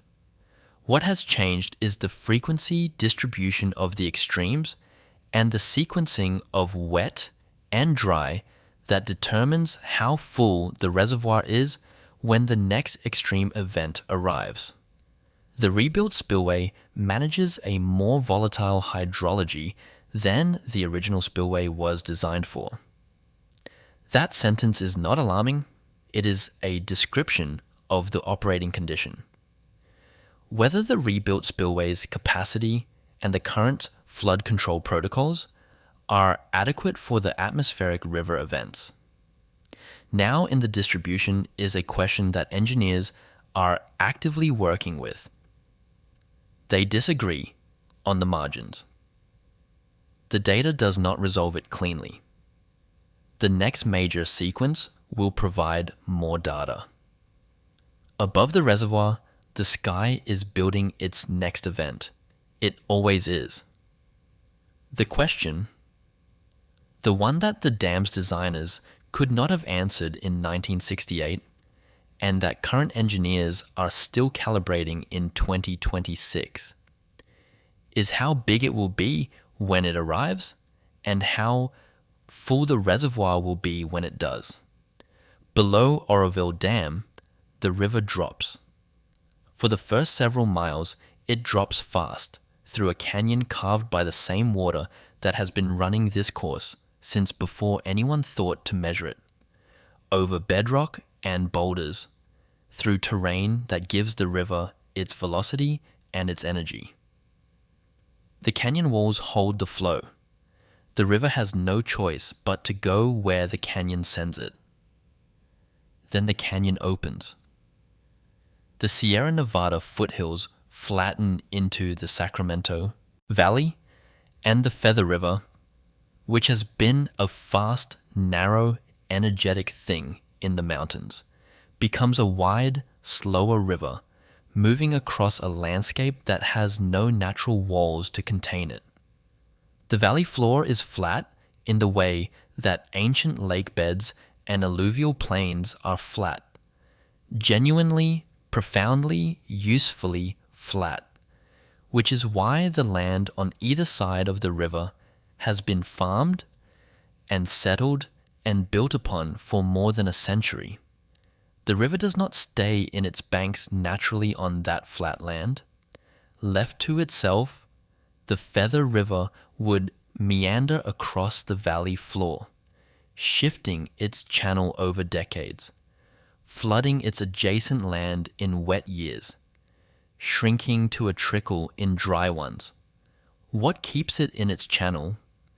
What allows the cities of Oroville, Marysville, and Yuba City to exist in the positions they occupy, on the valley floor, within a mile or two of the river, is a system of levees, earthen berms built and maintained by a combination of local reclamation districts, the state of California, and the U.S. Army Corps of Engineers that run for miles along both banks of the river and its tributaries, holding the water in the channel and the communities out of it. Those levees were not designed for the Feather River running free. They were designed for the Feather River running through a flood control system, in which Oroville Dam is the primary regulator. The design flood, the maximum flow the levees were sized to contain, was calculated based on the assumption that Oroville Dam is operating, that its spillways are functional, and that peak inflows from the Sierra Nevada are being captured in the reservoir and released downstream in controlled volumes at controlled rates. The levee's capacity is premised on the dam's performance. They are not a redundant system. They are a downstream extension of the same system the dam anchors. The American Society of Civil Engineers gave U.S. levees a D+ in its 2025 Infrastructure Report Card, the same grade as dams. Two components of the same flood control architecture, rated at the same level of deterioration, protecting the same communities. The levees along the Feather River are also earthfill, the failure mode the listener encountered in Section 2. Water moving through or over an earthfill structure, finding the path of least resistance, eroding from the inside or overtopping and contacting the downstream face, applies here as well. The dam above and the levees below share a material vulnerability. They are both, at their cores, engineered soil. They both depend on the water staying in the channel rather than going over or through the structure that is supposed to contain it. In 1997, the Feather River tested that system while Oroville Dam was operating exactly as designed. The winter of 1996 to 97 brought a sequence of storms to Northern California that pushed the Feather River watershed to near-record inflows. DWR managed Lake Oroville. Through the event, the dam performed.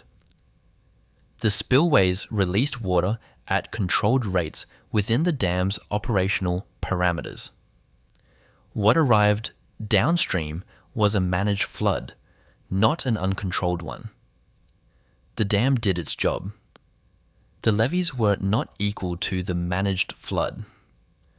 Along the Feather River, below its confluence with the Yuba River, the left bank levee failed. The break sent water across the valley floor. In some areas, flood depths reached 30 feet. Not 30 feet of river above its banks, but 30 feet of standing water in a flat agricultural valley that had been dry land the day before. 3 people died. 322 homes were destroyed. Hundreds more were damaged. The agricultural losses across the inundated area ran to tens of millions of dollars. That happened with the dam working. The 1997 event is a calibration point. It shows what the downstream system looks like when Oroville Dam is performing its flood control function under severe but not catastrophic conditions. And the levees are doing what they were designed to do, which turned out to be not quite enough in at least one critical location. Under the hydraulic load the 1997 storms produced. The question that calibration point implies: what happens downstream when the dam is not performing its flood control function, or when the hydraulic load exceeds what the managed system can contain? Has a modeling answer that has not been publicly released in full. The inundation maps for a catastrophic failure at Oroville Dam are held by emergency management agencies and used for evacuation planning. The general contours are known: flooding extending across Butte, Sutter, and Yuba counties, following the valley floor south toward Sacramento, inundating communities whose existence is premised on the dam above them continuing to work. The population below the dam has grown since that premise was established. When Oroville Dam was completed in 1968, the cities and communities of the Feather River Valley and the broader Sacramento Valley downstream had the population they had in 1968.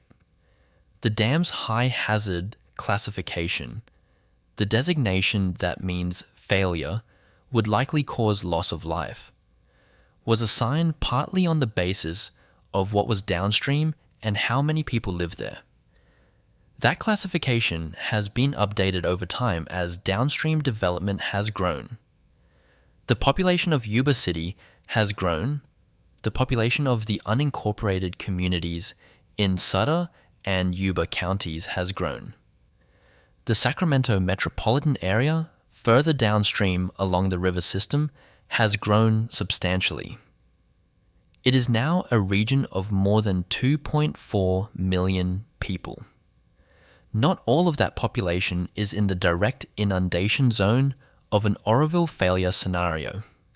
But the consequence side of the risk equation, the how bad would it be side of the probability times consequence calculation that governs dam safety decision making, is larger now than it was when the dam was built, and larger than it was when the 1997 flood tested the levees and found them wanting in one critical location.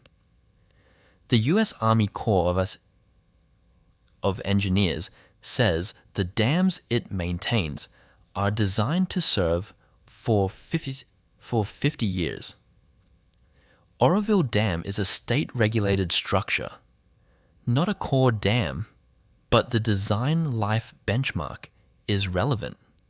The engineering assumptions embedded in an earth-filled dam's construction, the material properties assumed, the hydrologic inputs used, the seismic conditions accounted for, reflect the knowledge and the data available at the time of construction. Oroville was completed in 1968. It is 57 years old as of 2025. It is operating past the design life benchmark used by the federal agency that manages the largest portfolio of dams in the country. That is not a statement that the dam is failing. It is a statement about the relationship between time, engineering assumptions, and physical structures that are asked to perform indefinitely in conditions that have changed since they were built. Below the dam, the river runs south. The levees hold it in its channel. The cities on the valley floor go about their business on the assumption that the structure 65 miles upstream is doing what it was built to do. That assumption has been tested once, seriously, in the dam's operational history. The test produced a repair bill of $1.1 billion, an evacuation of 188,000 people, and an investigation that found the problem had been accumulating for years in places no inspector had thought to look. The levees have not been tested that way. The question of what they would do if they were is one that the inundation modelers have answers to, and that the emergency planners work with, and that the people living on the valley floor below generally do not think about on any given Tuesday. That is, in some respects, how infrastructure is supposed to work. You build the system so people do not have to think about it. The problem is that not thinking about it is not the same as the problem not being there. Oroville is one dam. The U.S. Army Corps of Engineers National Inventory of Dams contains more than 92,000 of them. They range from the 770-foot earthfill wall holding back Lake Oroville to small agricultural impoundments a few feet high, holding back a few acre-feet of irrigation water on private farmland. They sit on rivers and streams across every state.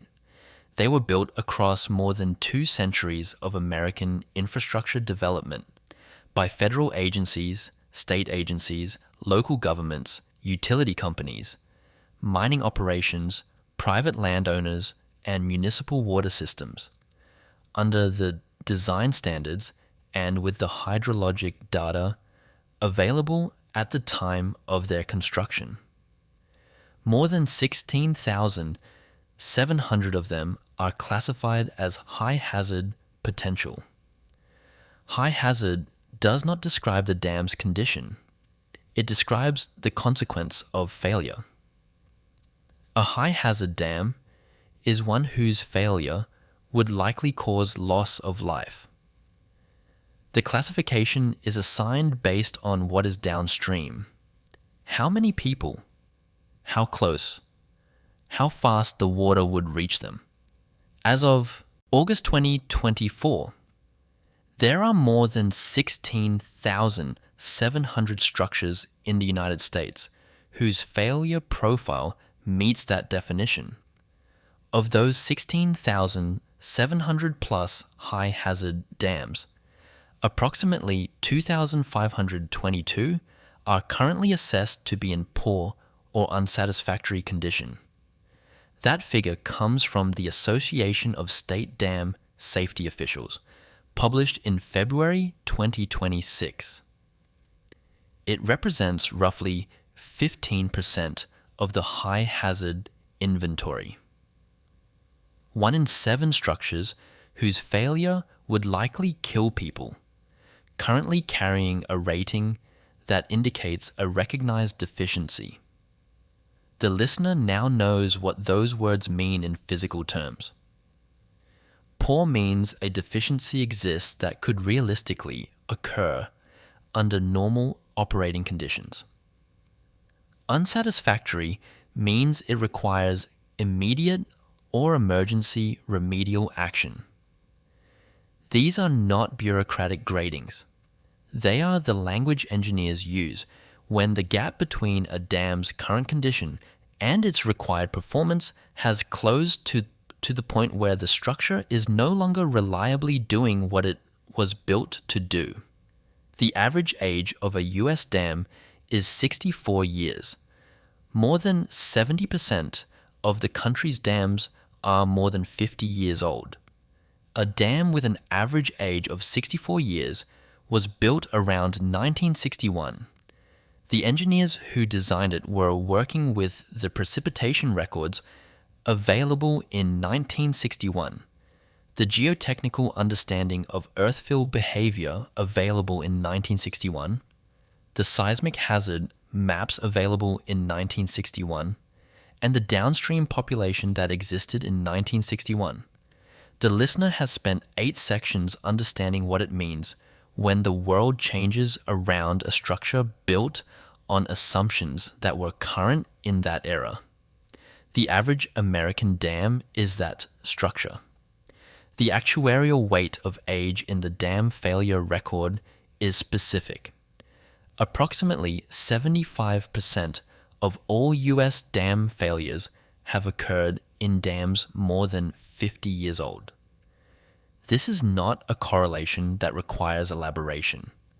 It is the physical record of what happens when earthfill structures, concrete spillways, and foundation drainage systems are asked to perform past the design life benchmarks they were built to meet in watersheds whose hydrology has shifted, above communities whose populations have grown. Between January 2010 and April 2020, state dam safety programs reported 270 dam failures and 581 incidents, episodes in which a dam came close enough to failure that intervention or a change in conditions was required to prevent it. That is an average of 27 failures and 58 near failures per year across a decade that did not include a major catastrophic event. It is the background rate of a system under chronic stress. In May 2020, the chronic stress became visible in Michigan. The Edenville Dam sat on the Tittabawassee River in Midland County. It was 96 years old. Its last formal inspection, completed in August 2018, had rated it in poor condition. For years before the failure, FERC had been in a dispute with the dam's owner, a private hydroelectric operator called Boyce Hydro, over the spillway's capacity. FERC's position was that the spillway was undersized, that in a major flood event, the Edenville Dam could not release water fast enough to prevent overtopping, and that overtopping an earth-filled dam initiates the failure mode the listener now understands. Boyce Hydro disputed the analysis. The regulatory process moved at the pace regulatory processes move, which is to say, slowly, while the dam aged and the dispute continued. In May 2020, a storm system dropped rainfall across the Tittabawassee watershed at rates that FERC and the engineering community had been characterizing as the relevant risk scenario.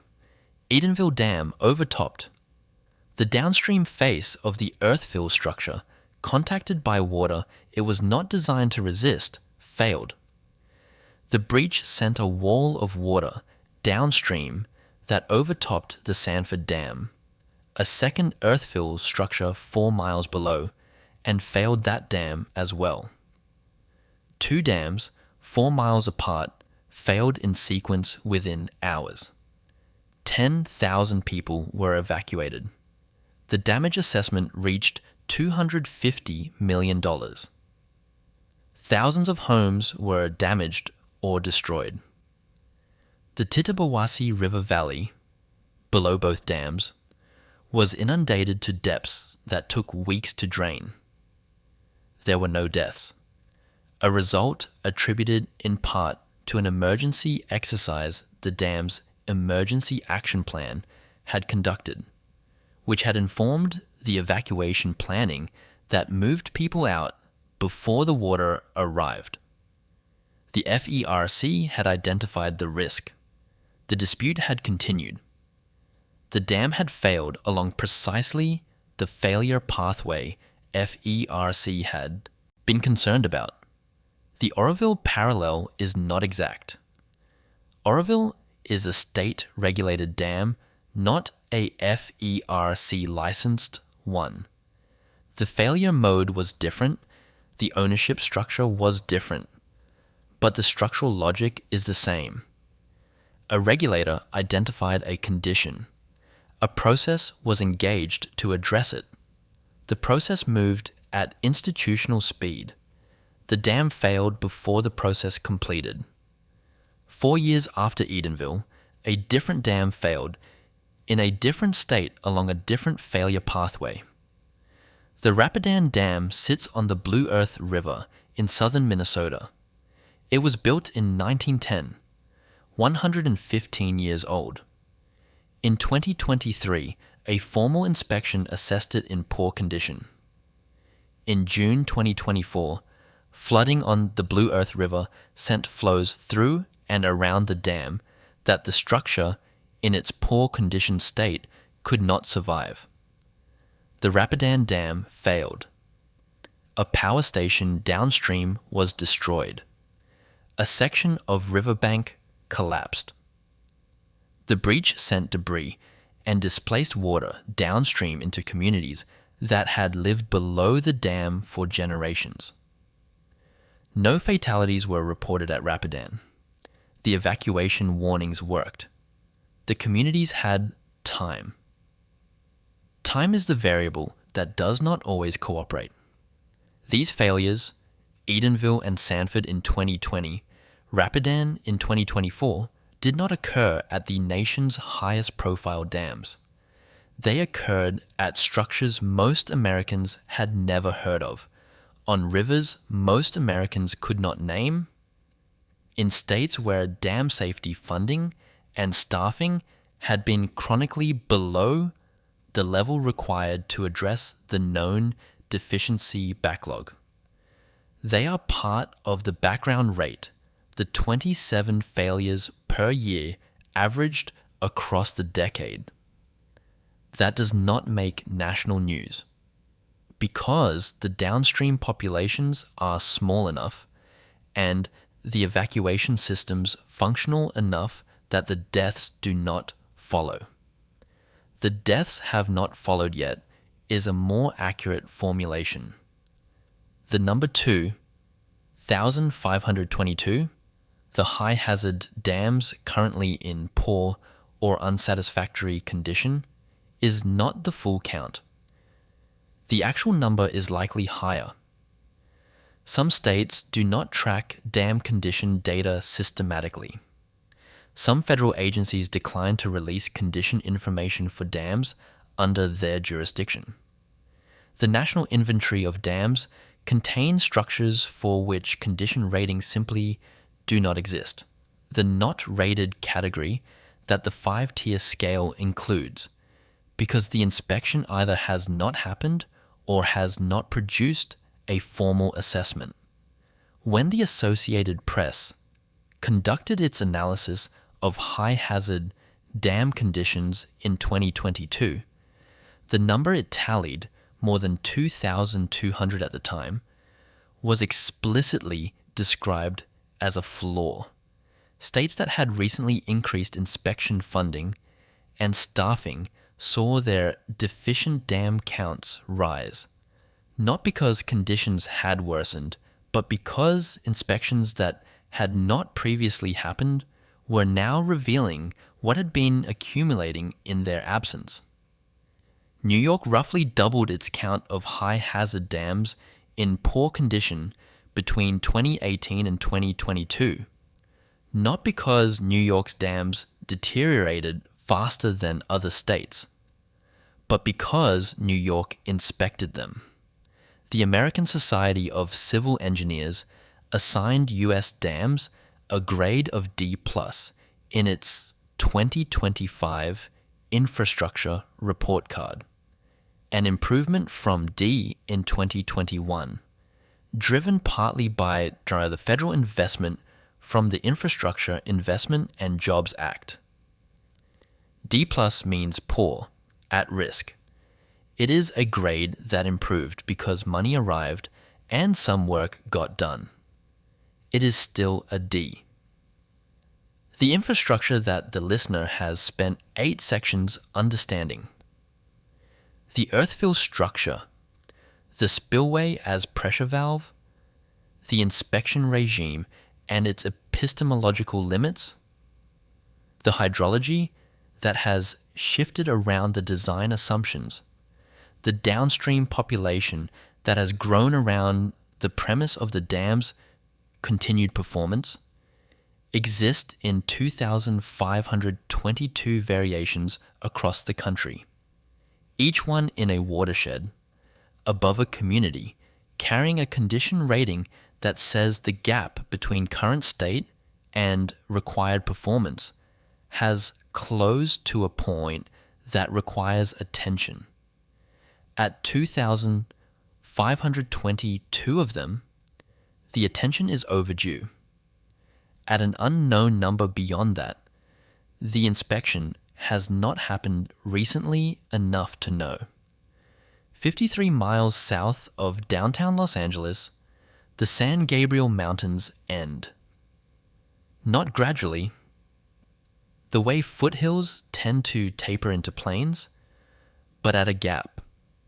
A natural break in the east-west ridgeline that forms the southern boundary of the San Gabriel Valley, where the terrain drops from mountain elevations to the flat basin of coastal Southern California in the space of a few miles.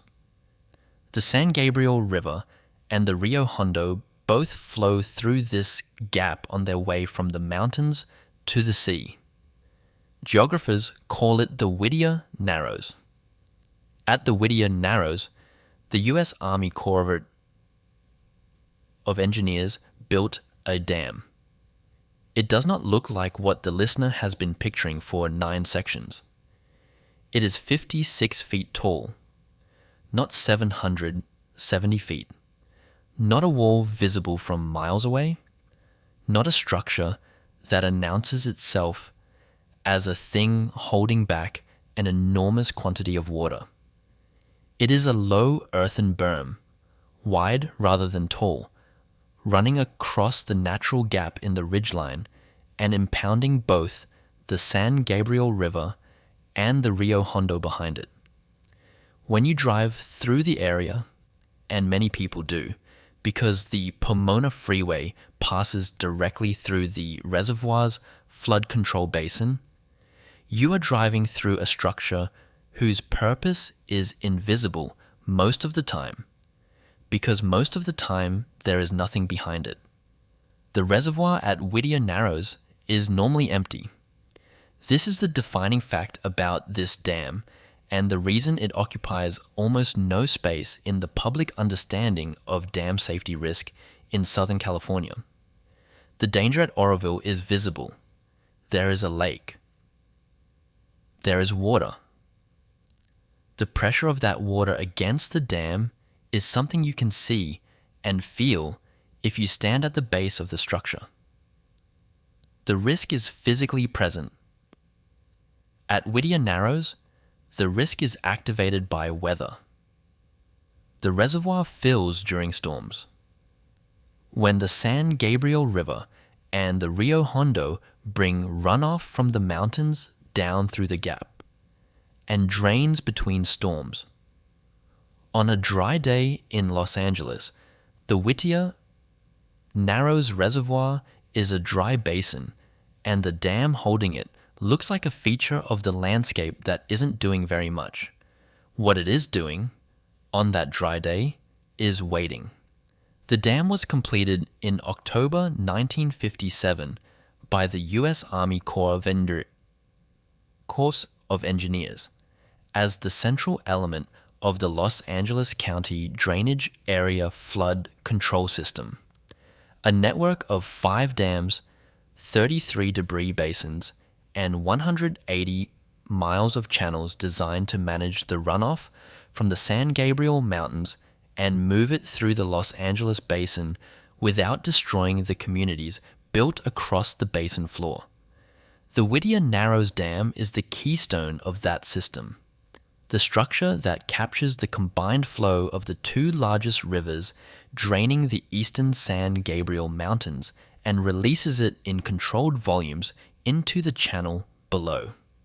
67 years ago, the engineers who designed it built it for the hydrology they understood. They built it for a 56-foot earthen berm to sit across a natural gap, hold back storm runoff, and release it at rates the downstream channel could contain. The downstream channel, the San Gabriel River below the Narrows, was sized and engineered to carry those controlled releases safely to the sea. In 2016, the U.S. Army Corps of Engineers moved the Whittier Narrows Dam from high urgency to very high urgency on its internal dam safety priority classification. The following year, in 2017, the Corps publicly declared that the dam no longer met its tolerable risk guidelines. 2 failure modes had been identified. The first is overtopping. The San Gabriel River is among the steepest rivers in the United States.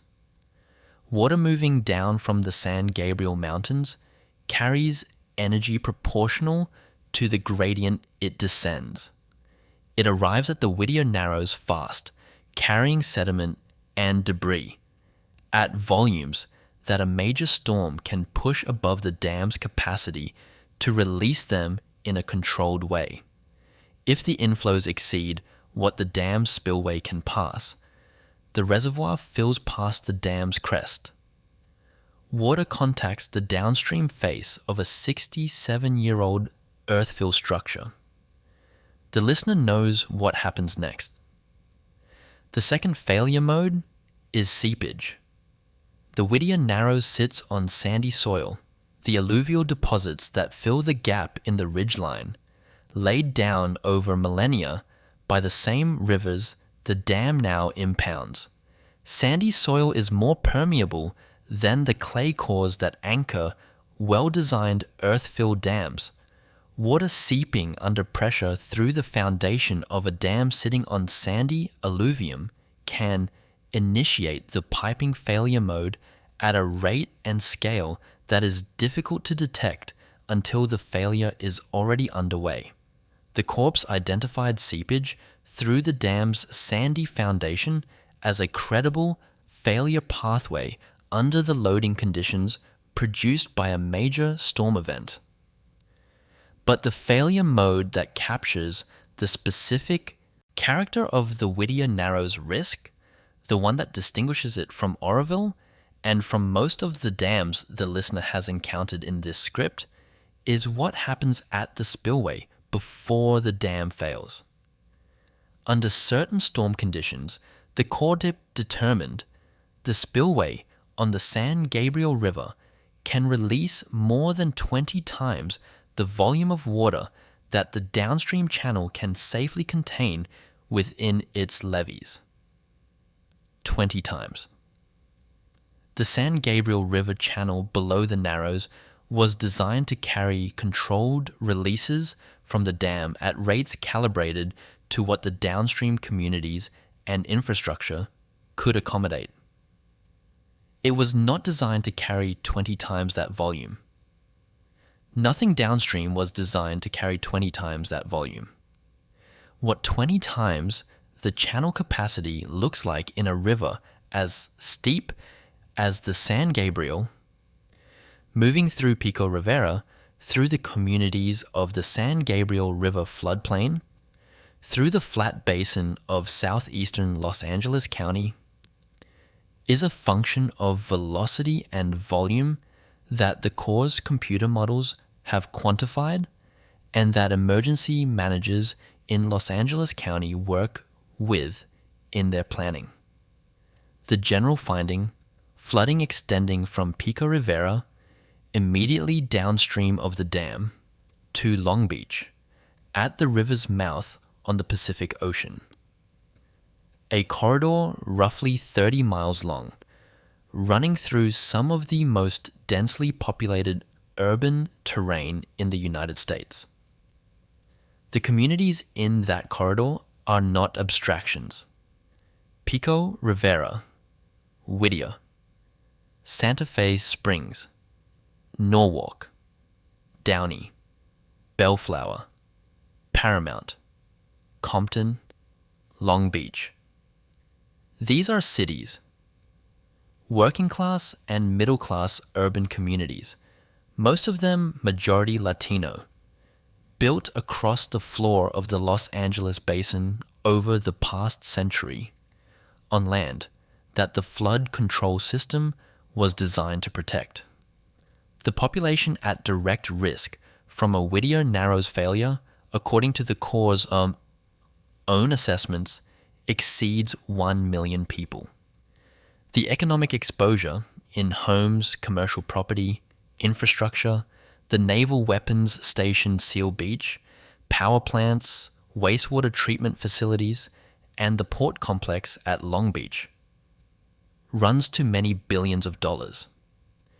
The Corps modeled what various storm scenarios would produce at Whittier Narrows.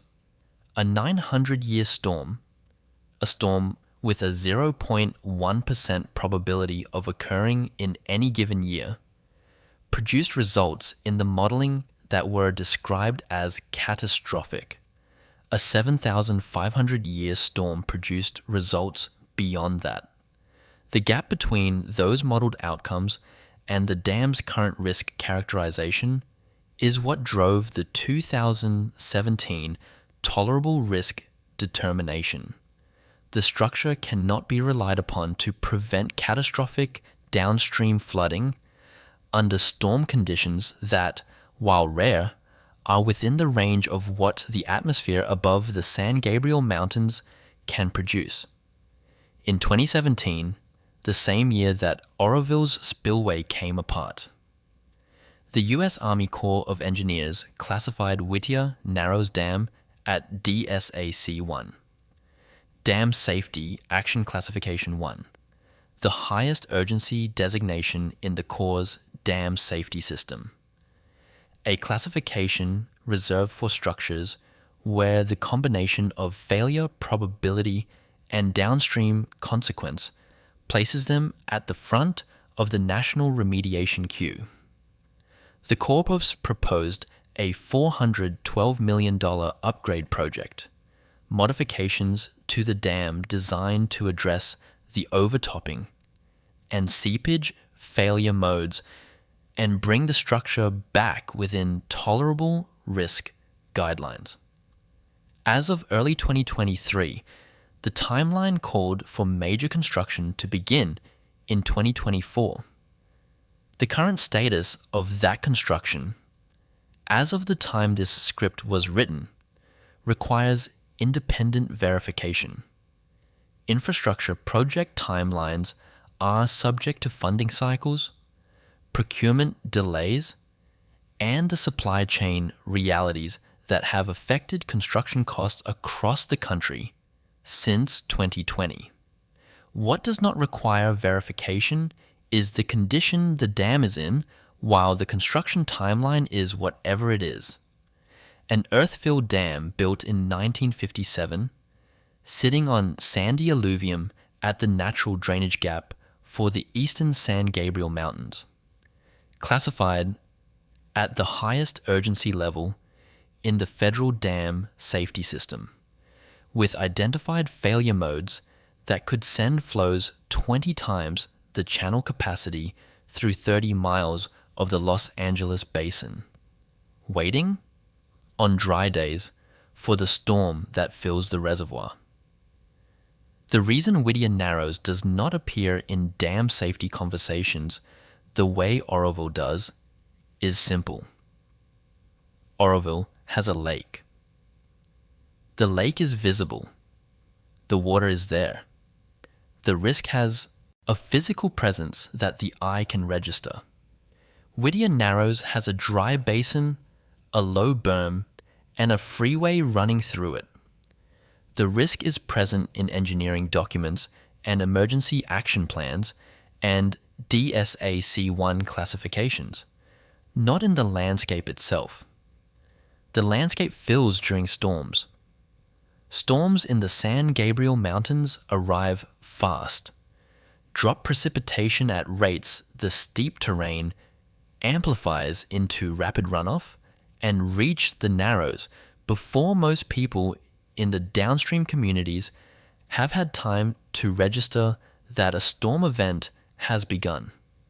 The warning time between a major storm filling the Whittier Narrows Reservoir and the downstream consequences of a dam failure at that reservoir is not measured in days.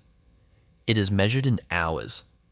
In a city of 10 million people, on a freeway corridor that carries the daily movement of the Los Angeles basin, hours is not a comfortable margin.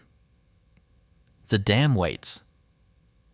The sky above the San Gabriel Mountains builds its events, and the communities of southeastern Los Angeles County go about their lives on a Tuesday, mostly unaware that a 67-year-old earthen berm at a gap in a ridge line they may have driven through 100 times is the structure between them and the scenario the Corps has been classifying at its highest urgency level since 2017.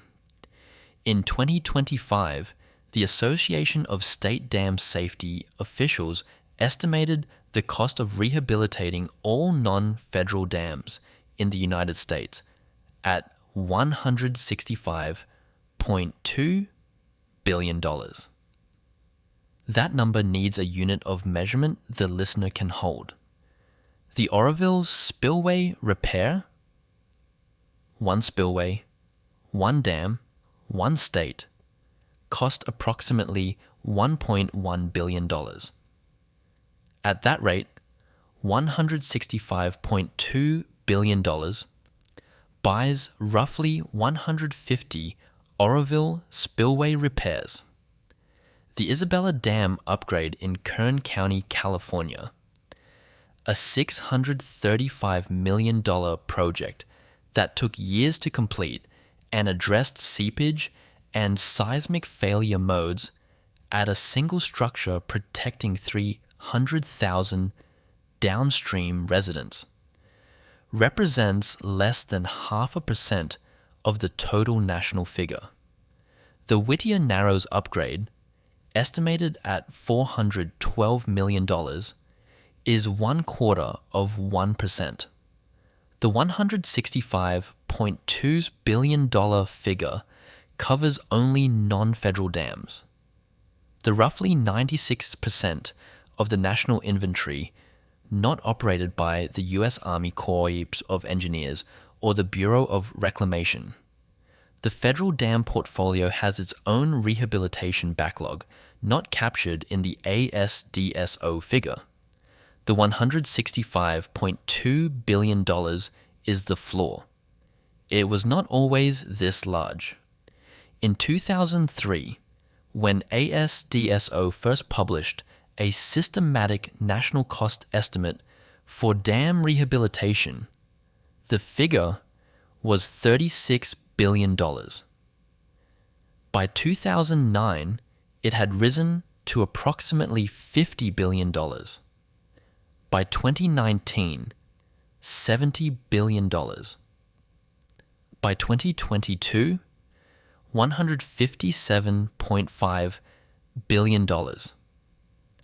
By 2025, $165.2 billion. In 22 years, the estimated cost of the problem more than quadrupled. The ASDSO's own analysis identifies the drivers: a more refined cost estimating methodology that captures more of the actual scope, an expanding national inventory of dams that tracks structures previously unaccounted for, inflation in construction materials and labor, and, the one that compounds the others, deferred maintenance accumulating on structures that were not repaired when the repair was smaller and cheaper. That last driver is the one worth sitting with. When a dam has a drainage system that isn't performing correctly, the fix at year 1 of the problem is a drainage repair. At year 5, if the drainage problem has allowed seepage to begin moving material through the foundation, the fix is a drainage repair plus a foundation investigation plus potential grouting of the affected zone. At year 15, if the seepage has been finding pathways and widening them for a decade, the fix is everything above, plus potential reconstruction of affected sections of the embankment. The repair cost at year 15 is not 15 times the repair cost at year 1. It is orders of magnitude larger because water has been working on the problem for 15 years, and water is patient and thorough in ways that engineering budgets are not. The voids beneath Oroville's main spillway did not form in 2017. They formed over years, possibly over decades. While the drainage system beneath the concrete failed to prevent the accumulation of water in spaces it was not supposed to reach. Each year, those voids existed without being found and addressed. The foundation material around them was being moved incrementally by water under pressure. The repair that cost $1.1 billion in 2017 would have cost a fraction of that if it had been caught and addressed when the voids were small and the drainage failure was recent. It was not caught because the inspection methodology was not designed to find it. But the financial principle holds regardless of the epistemological failure. Deferred maintenance on hydraulic infrastructure does not wait. It compounds. ASDSO's language on this point is unambiguous. Costs will continue to rise as maintenance, repair, and rehabilitation work is deferred. This is not a prediction.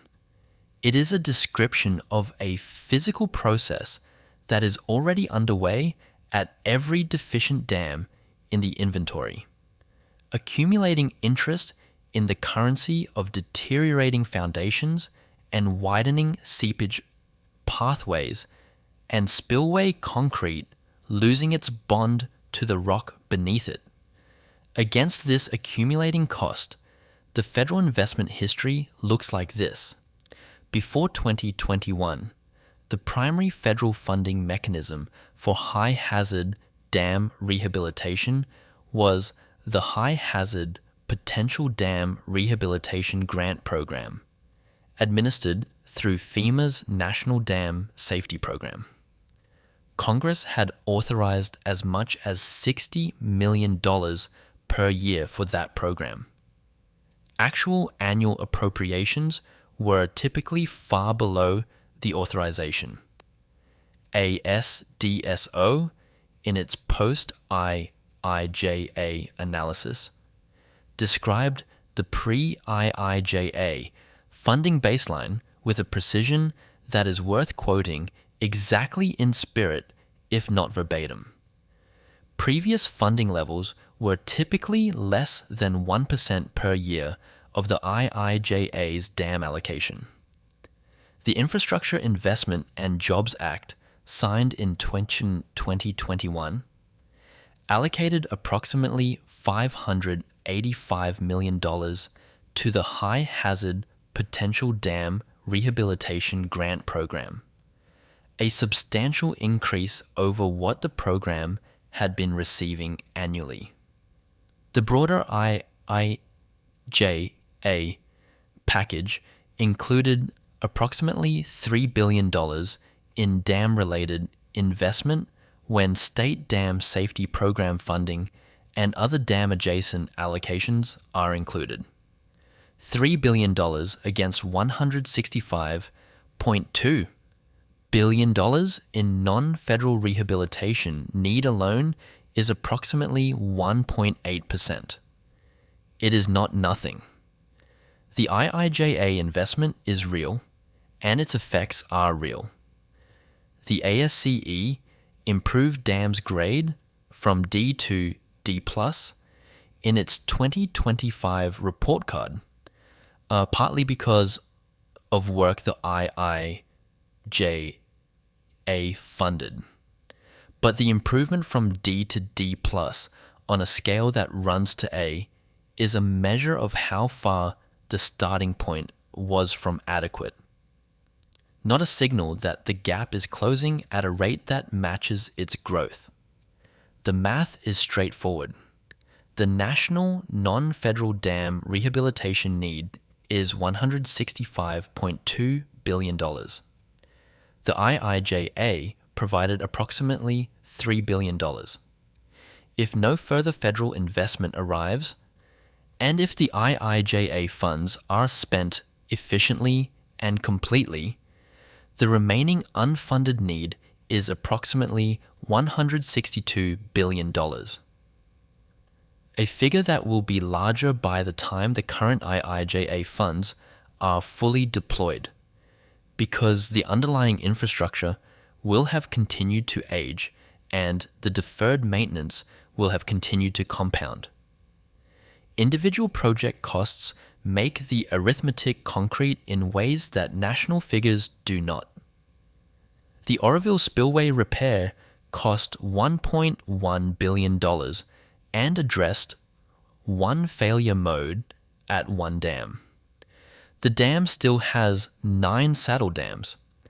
an emergency spillway hillside that received rock protection rather than concrete armoring, and an ongoing foundation investigation at one of its auxiliary structures. Oroville is not finished. It is at $1.1 billion spent, still being worked on and still being studied. Multiply that incompleteness across 2,522 high-hazard dams in poor or unsatisfactory condition. Each one is somewhere in the spectrum between deficiency identified, remediation not yet funded, and remediation underway but not complete. Each one is aging. Each one is in a watershed whose hydrology has shifted to some degree from the conditions assumed in its design. Each one is above a community whose population and economic exposure have grown since the dam was built. The funding gap does not sit still while the political and budgetary systems work through their processes. It compounds. Behind the dollar figures is a workforce problem that the numbers alone do not capture. State dam safety programs are the primary regulatory mechanism for the roughly 70% of high-hazard dams that fall under state jurisdiction rather than federal. These programs inspect dams, review engineering studies, enforce remediation orders, and maintain the condition ratings that produce the numbers this section has been examining. Their capacity to do that work is directly proportional to their staffing and their budgets. Those staffing levels are chronically below the level that the inspection workload requires. When a state dam safety program has 10 engineers and 100 high-hazard dams to inspect, the inspection cycle stretches. Some dams get inspected on schedule. Others fall behind. The ones that fall behind are not necessarily the lowest risk ones. They are often the ones in the most remote locations or with the most complex access requirements, or in the states where dam safety program funding has been most constrained. The result is inspection backlogs that are not tracked in any national database in a form the public can easily access. When the Associated Press conducted its 2022 analysis of high-hazard dam conditions, it noted that the actual number of deficient high-hazard dams was likely higher than the tallied figure, in part because some dams had not been recently inspected and carried no current rating. The not rated category in the 5-tier scale is not a benign designation. It is the gap in the knowledge system, the space where the voids accumulate unseen. Some high-hazard dams in the United States have not received a formal inspection in more than a decade. Not because the regulators are indifferent, because the programs are understaffed and the backlog is longer than the workforce can address at current funding levels. The money problem and the knowledge problem are not separate problems. They are the same problem viewed from two angles. When the budget does not support the inspection does not happen. When the inspection does not happen, the deficiency is not found. When the deficiency is not found, it is not remediated. When it is not remediated, it compounds. When it compounds long enough, it fails. And when it fails, the cost in dollars, in infrastructure, in lives, exceeds the cost of the inspection by a ratio that makes the funding argument, in retrospect, unanswerable. The argument is rarely made in retrospect. It is made in advance in ASDSO reports and ASCE report cards and congressional testimony by engineers who know the ratio and are trying to close the gap before the inspection that didn't happen produces the failure that makes the case. That work is ongoing. The gap is still growing. The $165.2 billion estimate will be larger by the time you hear this. Water falls on the Sierra Nevada as snow. It falls through November, December, January, February, sometimes March, accumulating in the snowpack that covers the upper elevations of the range, building a reservoir of frozen water that will release slowly through the spring and early summer as temperatures rise and the snow melts from the top of the watershed downward. The Feather River collects that melt from 3,607 square miles of Sierra Nevada drainage area and carries it west and south, through canyons and into foothills, toward the point 65 miles north of Sacramento, where Oroville Dam stands across the river's path. The dam captures it, the reservoir stores it, and from that point, the water begins a journey that is one of the longest and most mechanically complicated acts of water delivery in the world. Released through the Edward Hyatt power plant at the base of the dam, the water enters the Feather River below and begins moving south. The Feather River joins the Sacramento River near the town of Verona, and the Sacramento carries the combined flow south through the Central Valley to the Sacramento-San Joaquin Delta, the tidal estuary at the inland end of San Francisco Bay, where the rivers of Northern California meet the tidal influence of the Pacific Ocean. The delta is a complex, ecologically sensitive, hydraulically managed system of channels and islands, and it is the point at which the California State Water Project makes its critical intervention. At the delta, the Harvey O. Banks pumping plant lifts water out of the tidal channels and into the California Aqueduct, a concrete-lined canal that runs south along the western edge of the San Joaquin Valley for more than 400 miles, carrying Northern California water toward the population centers of Southern California.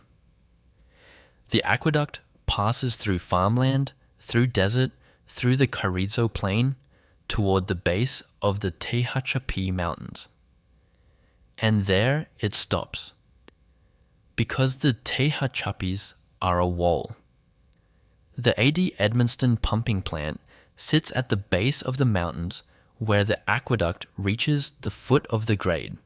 Its job is to lift the water that has traveled more than 400 miles from the Sierra Nevada up and over the mountain range, a vertical rise of approximately 1,970 feet, accomplished through a series of pumps of a scale and power that make the Edmonston plant one of the most energy-intensive pumping operations in the United States.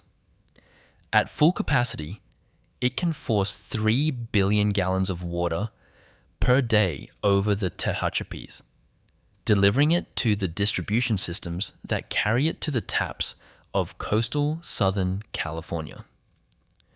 Running those pumps requires electricity, an enormous amount of it.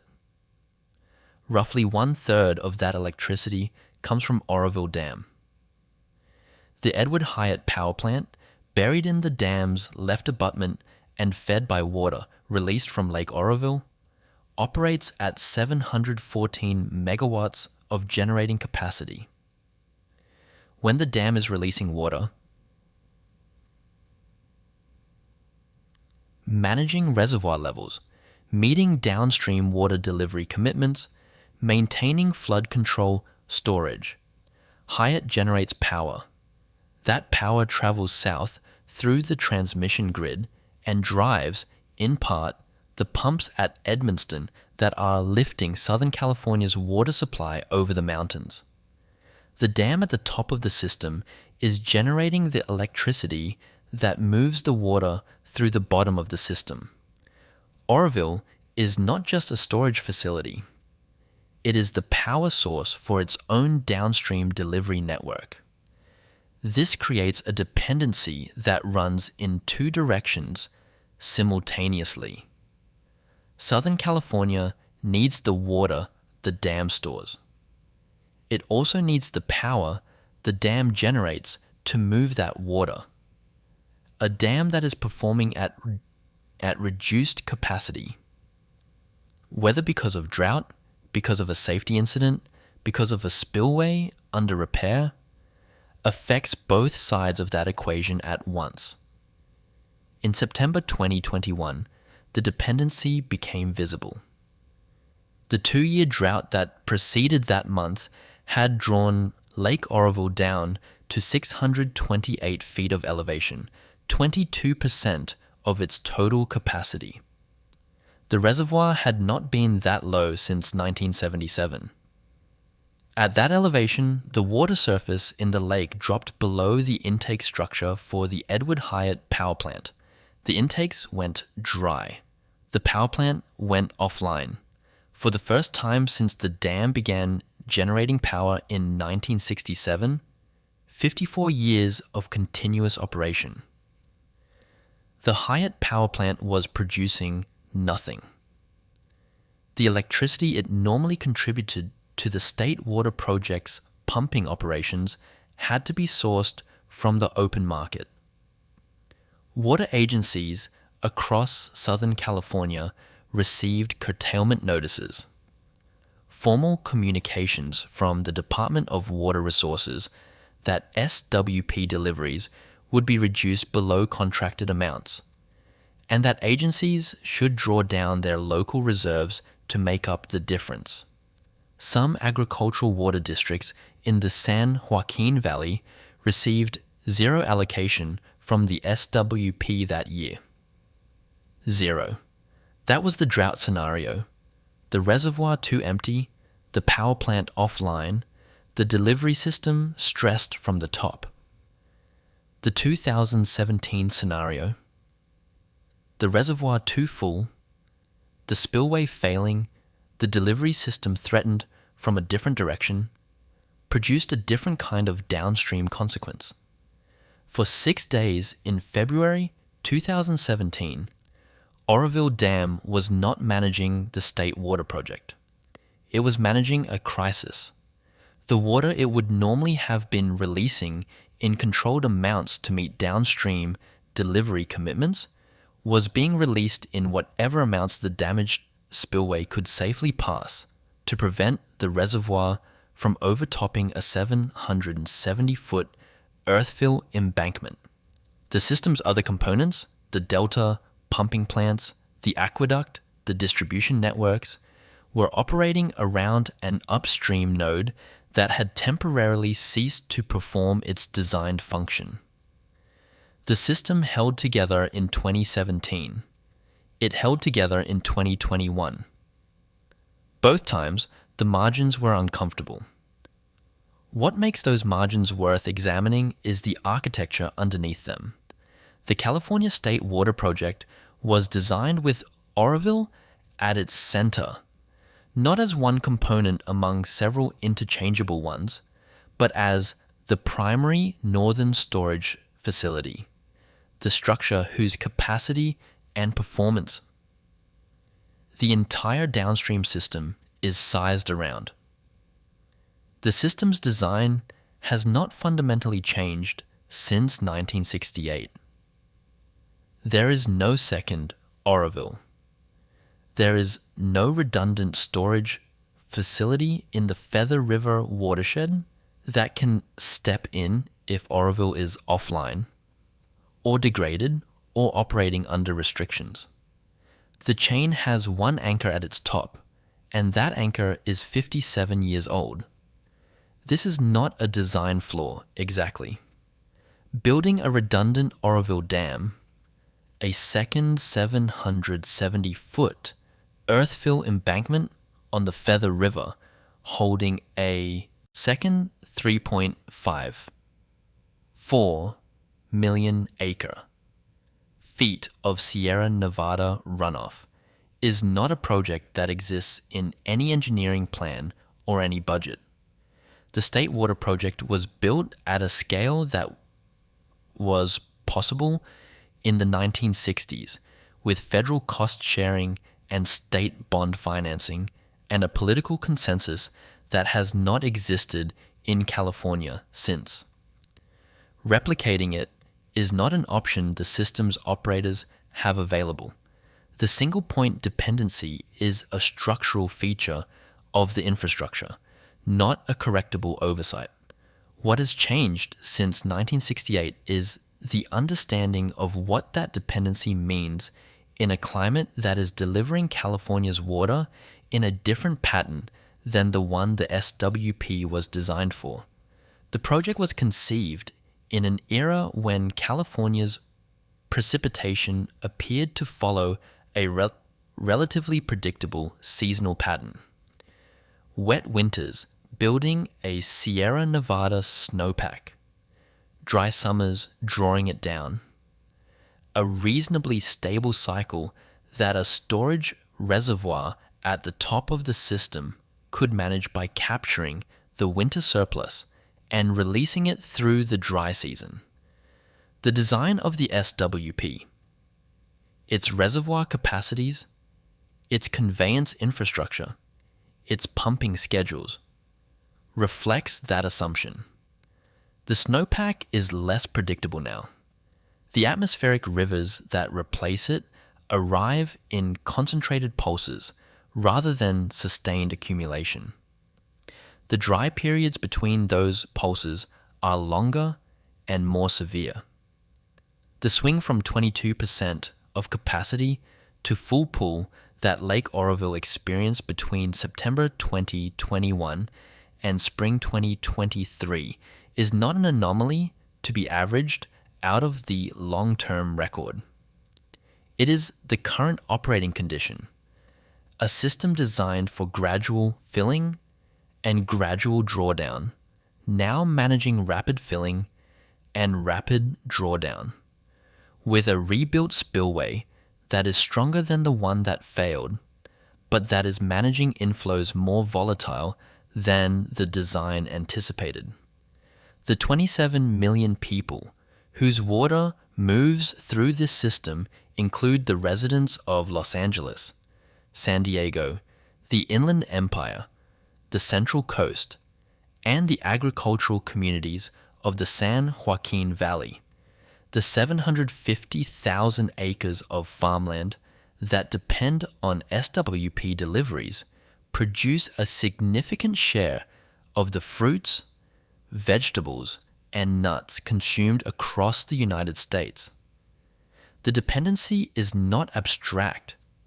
It is in the water that comes out of the tap in the morning, and in the food on the table, and in the electricity that runs through the grid in coastal Southern California.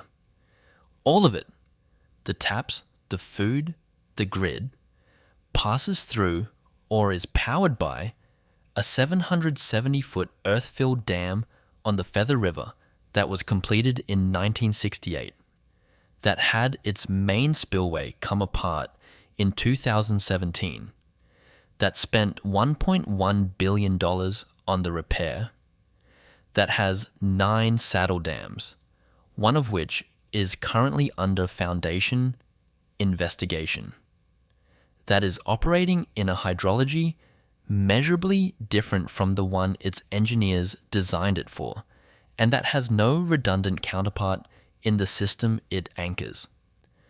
The next atmospheric river will arrive on its own schedule. The reservoir will be at whatever level DWR's flood control operations have managed it to. The rebuilt spillway will begin releasing water. The Saddle Dam investigation will either be complete by then or it won't. The system will manage as it has managed through every previous event in 57 years of operation, until the event arrives that the system cannot manage. And on that morning, 27 million people will discover what it means to have built their water supply around a single point. Stand at the base of the main spillway at Oroville Dam in early 2026, and what you see is concrete. New concrete. Concrete anchored into the bedrock of the Sierra Nevada foothills at a depth and with a structural connection the original spillway never had.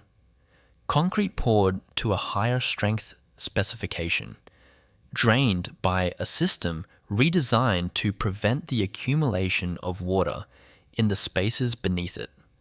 Concrete that has carried atmospheric river releases through the wet seasons of 2023 and 2024 and performed as designed. The 3,100-foot chute that came apart on a February morning in 2017, the chute the electricians watched disintegrate, the chute that sent a plume of water rising above its walls and chunks of concrete moving down the hillside toward the river, has been replaced entirely by something stronger than anything that existed here before. That is true. It is worth stating plainly because the full accounting of this dam requires honesty in both directions, and the rebuilt spillway is a genuine improvement over what it replaced. What is also true is that the concrete is sitting on a mountain in a watershed above a valley inside a system, and the questions about the mountain and the watershed and the valley and the system have not resolved in the years since the repair was completed. Start underground. In September 2024, engineers from the California Department of Water Resources began drilling into the foundation of Parish Camp Saddle Dam, one of 9 smaller earthfill structures that sit in the low points of the ridgeline surrounding Lake Oroville, preventing the reservoir from spilling into adjacent drainages. The drilling was not a response to a visible problem. It was a response to a recommendation from the independent consultants who conducted the most recent Part 12 D safety review, a recommendation that below-surface foundation data be collected and analyzed at a structure whose foundation had not previously been characterized at that level of detail. DWR's public position on the investigation is consistent and clear. No safety concern has been identified. The drilling is a standard geotechnical study, responsive to a standard recommendation, producing data that engineers are analyzing through a standard process. The listener who has followed this script to its final section will recognize the architecture of that situation. Not because DWR's statement is false. It is the accurate description of what the investigation has found so far. But because the investigation exists precisely because the lesson of 2017 is that surface conditions do not fully describe what is happening beneath them. Engineers are drilling into the foundation of a saddle dam adjacent to the reservoir because they now know, in a way they did not know before February 7th, 2017, that the space between the surface and the bedrock is where the problems accumulate that inspection from above cannot find. The drilling is ongoing. The results are being analyzed. What the analysis will conclude is not yet known. Separately, the 10th Part 12D safety inspection of the Oroville complex, the most comprehensive independent review in the dam's history, and the first inspection of any U.S. hydroelectric project to incorporate a FERC Level 2 risk assessment has been completed by Geosyntec, the independent consulting firm retained by DWR. The Level 2 risk assessment is a probabilistic methodology that examines failure probabilities across a range of loading conditions, weights them against the consequences of failure, and produces a quantified risk profile more detailed than any previous inspection methodology applied to this dam. The results of that assessment have not been made public in summary form as of this writing. The process requires DWR to develop a response plan addressing the inspection's recommendations, which FERC and DSOD then review. The absence of a public summary is not unusual. It reflects where the process currently is, but it means the most rigorous risk analysis ever conducted on the tallest dam in the United States, on the structure that anchors the water supply of 27 million people, has not yet produced a public conclusion the listener can weigh against what they now know. Above the dam, the atmosphere is doing what atmospheric river researchers describe as an intensifying version of what it has always done. The events are not becoming less frequent. The whiplash. The deep droughts punctuating the concentrated wet episodes, the swing from 22% of capacity to full pool in a single season, is in the direction that the physics of a warming atmosphere predicts: more water vapor available to the storm systems that move inland from the Pacific, delivered in larger pulses over shorter periods to a watershed whose snowpack is less reliable as a buffer between the precipitation event and the inflow spike. The design flood that governed Oroville's spillway capacity was calculated from a precipitation record that ended in the 1960s. The atmosphere above the Feather River watershed has been providing additional data since then. The data is moving in one direction. The spillway capacity is fixed. Whether the rebuilt spillway's capacity, combined with the current flood control protocols and the reservoir management guidelines, is adequate for the events now in the upper tail of the distribution, is a question that engineers are actively working with. They have models. The models have uncertainty bands. The uncertainty bands are wide enough that the engineering community has not reached a settled consensus on the margin. The next major atmospheric river sequence will narrow those bands by showing what the rebuilt spillway and the current operational protocols can manage under real conditions rather than modeled ones. That data point will arrive uninvited. Across the country, the condition that Oroville represents, a structure built for one set of assumptions operating in a different reality, above communities whose scale and exposure have grown around the premise of the dam's continued performance, exists in 2,522 variations, each one in a watershed, each one aging on its own schedule toward the event that will test whether the assumption was warranted. Some of those dams have been recently inspected, and their deficiencies are known and funded and being addressed. Others have been recently inspected, and their deficiencies are known and funded insufficiently and accumulating. Others have not been recently inspected, and what they carry in their foundations and beneath their spillway concrete is not yet in any database. The states that have increased their dam safety funding and staffing in recent years have watched their counts of deficient high hazard dams rise. Not because the conditions worsened when the money arrived, but because the inspection that the money made possible revealed what had been there before the money arrived. The inspection is not the problem. The inspection is the instrument by which the problem becomes visible. Before the inspection, the problem exists.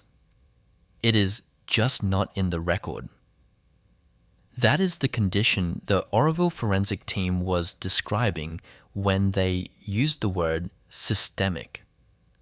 Not that any inspector was careless, not that any regulator was negligent, that the system for knowing what is happening inside aging hydraulic infrastructure has structural limits, gaps between the surface that inspection walks and the foundation that inspection cannot see, and that those gaps accumulate the problems that eventually produce the events that make the front page.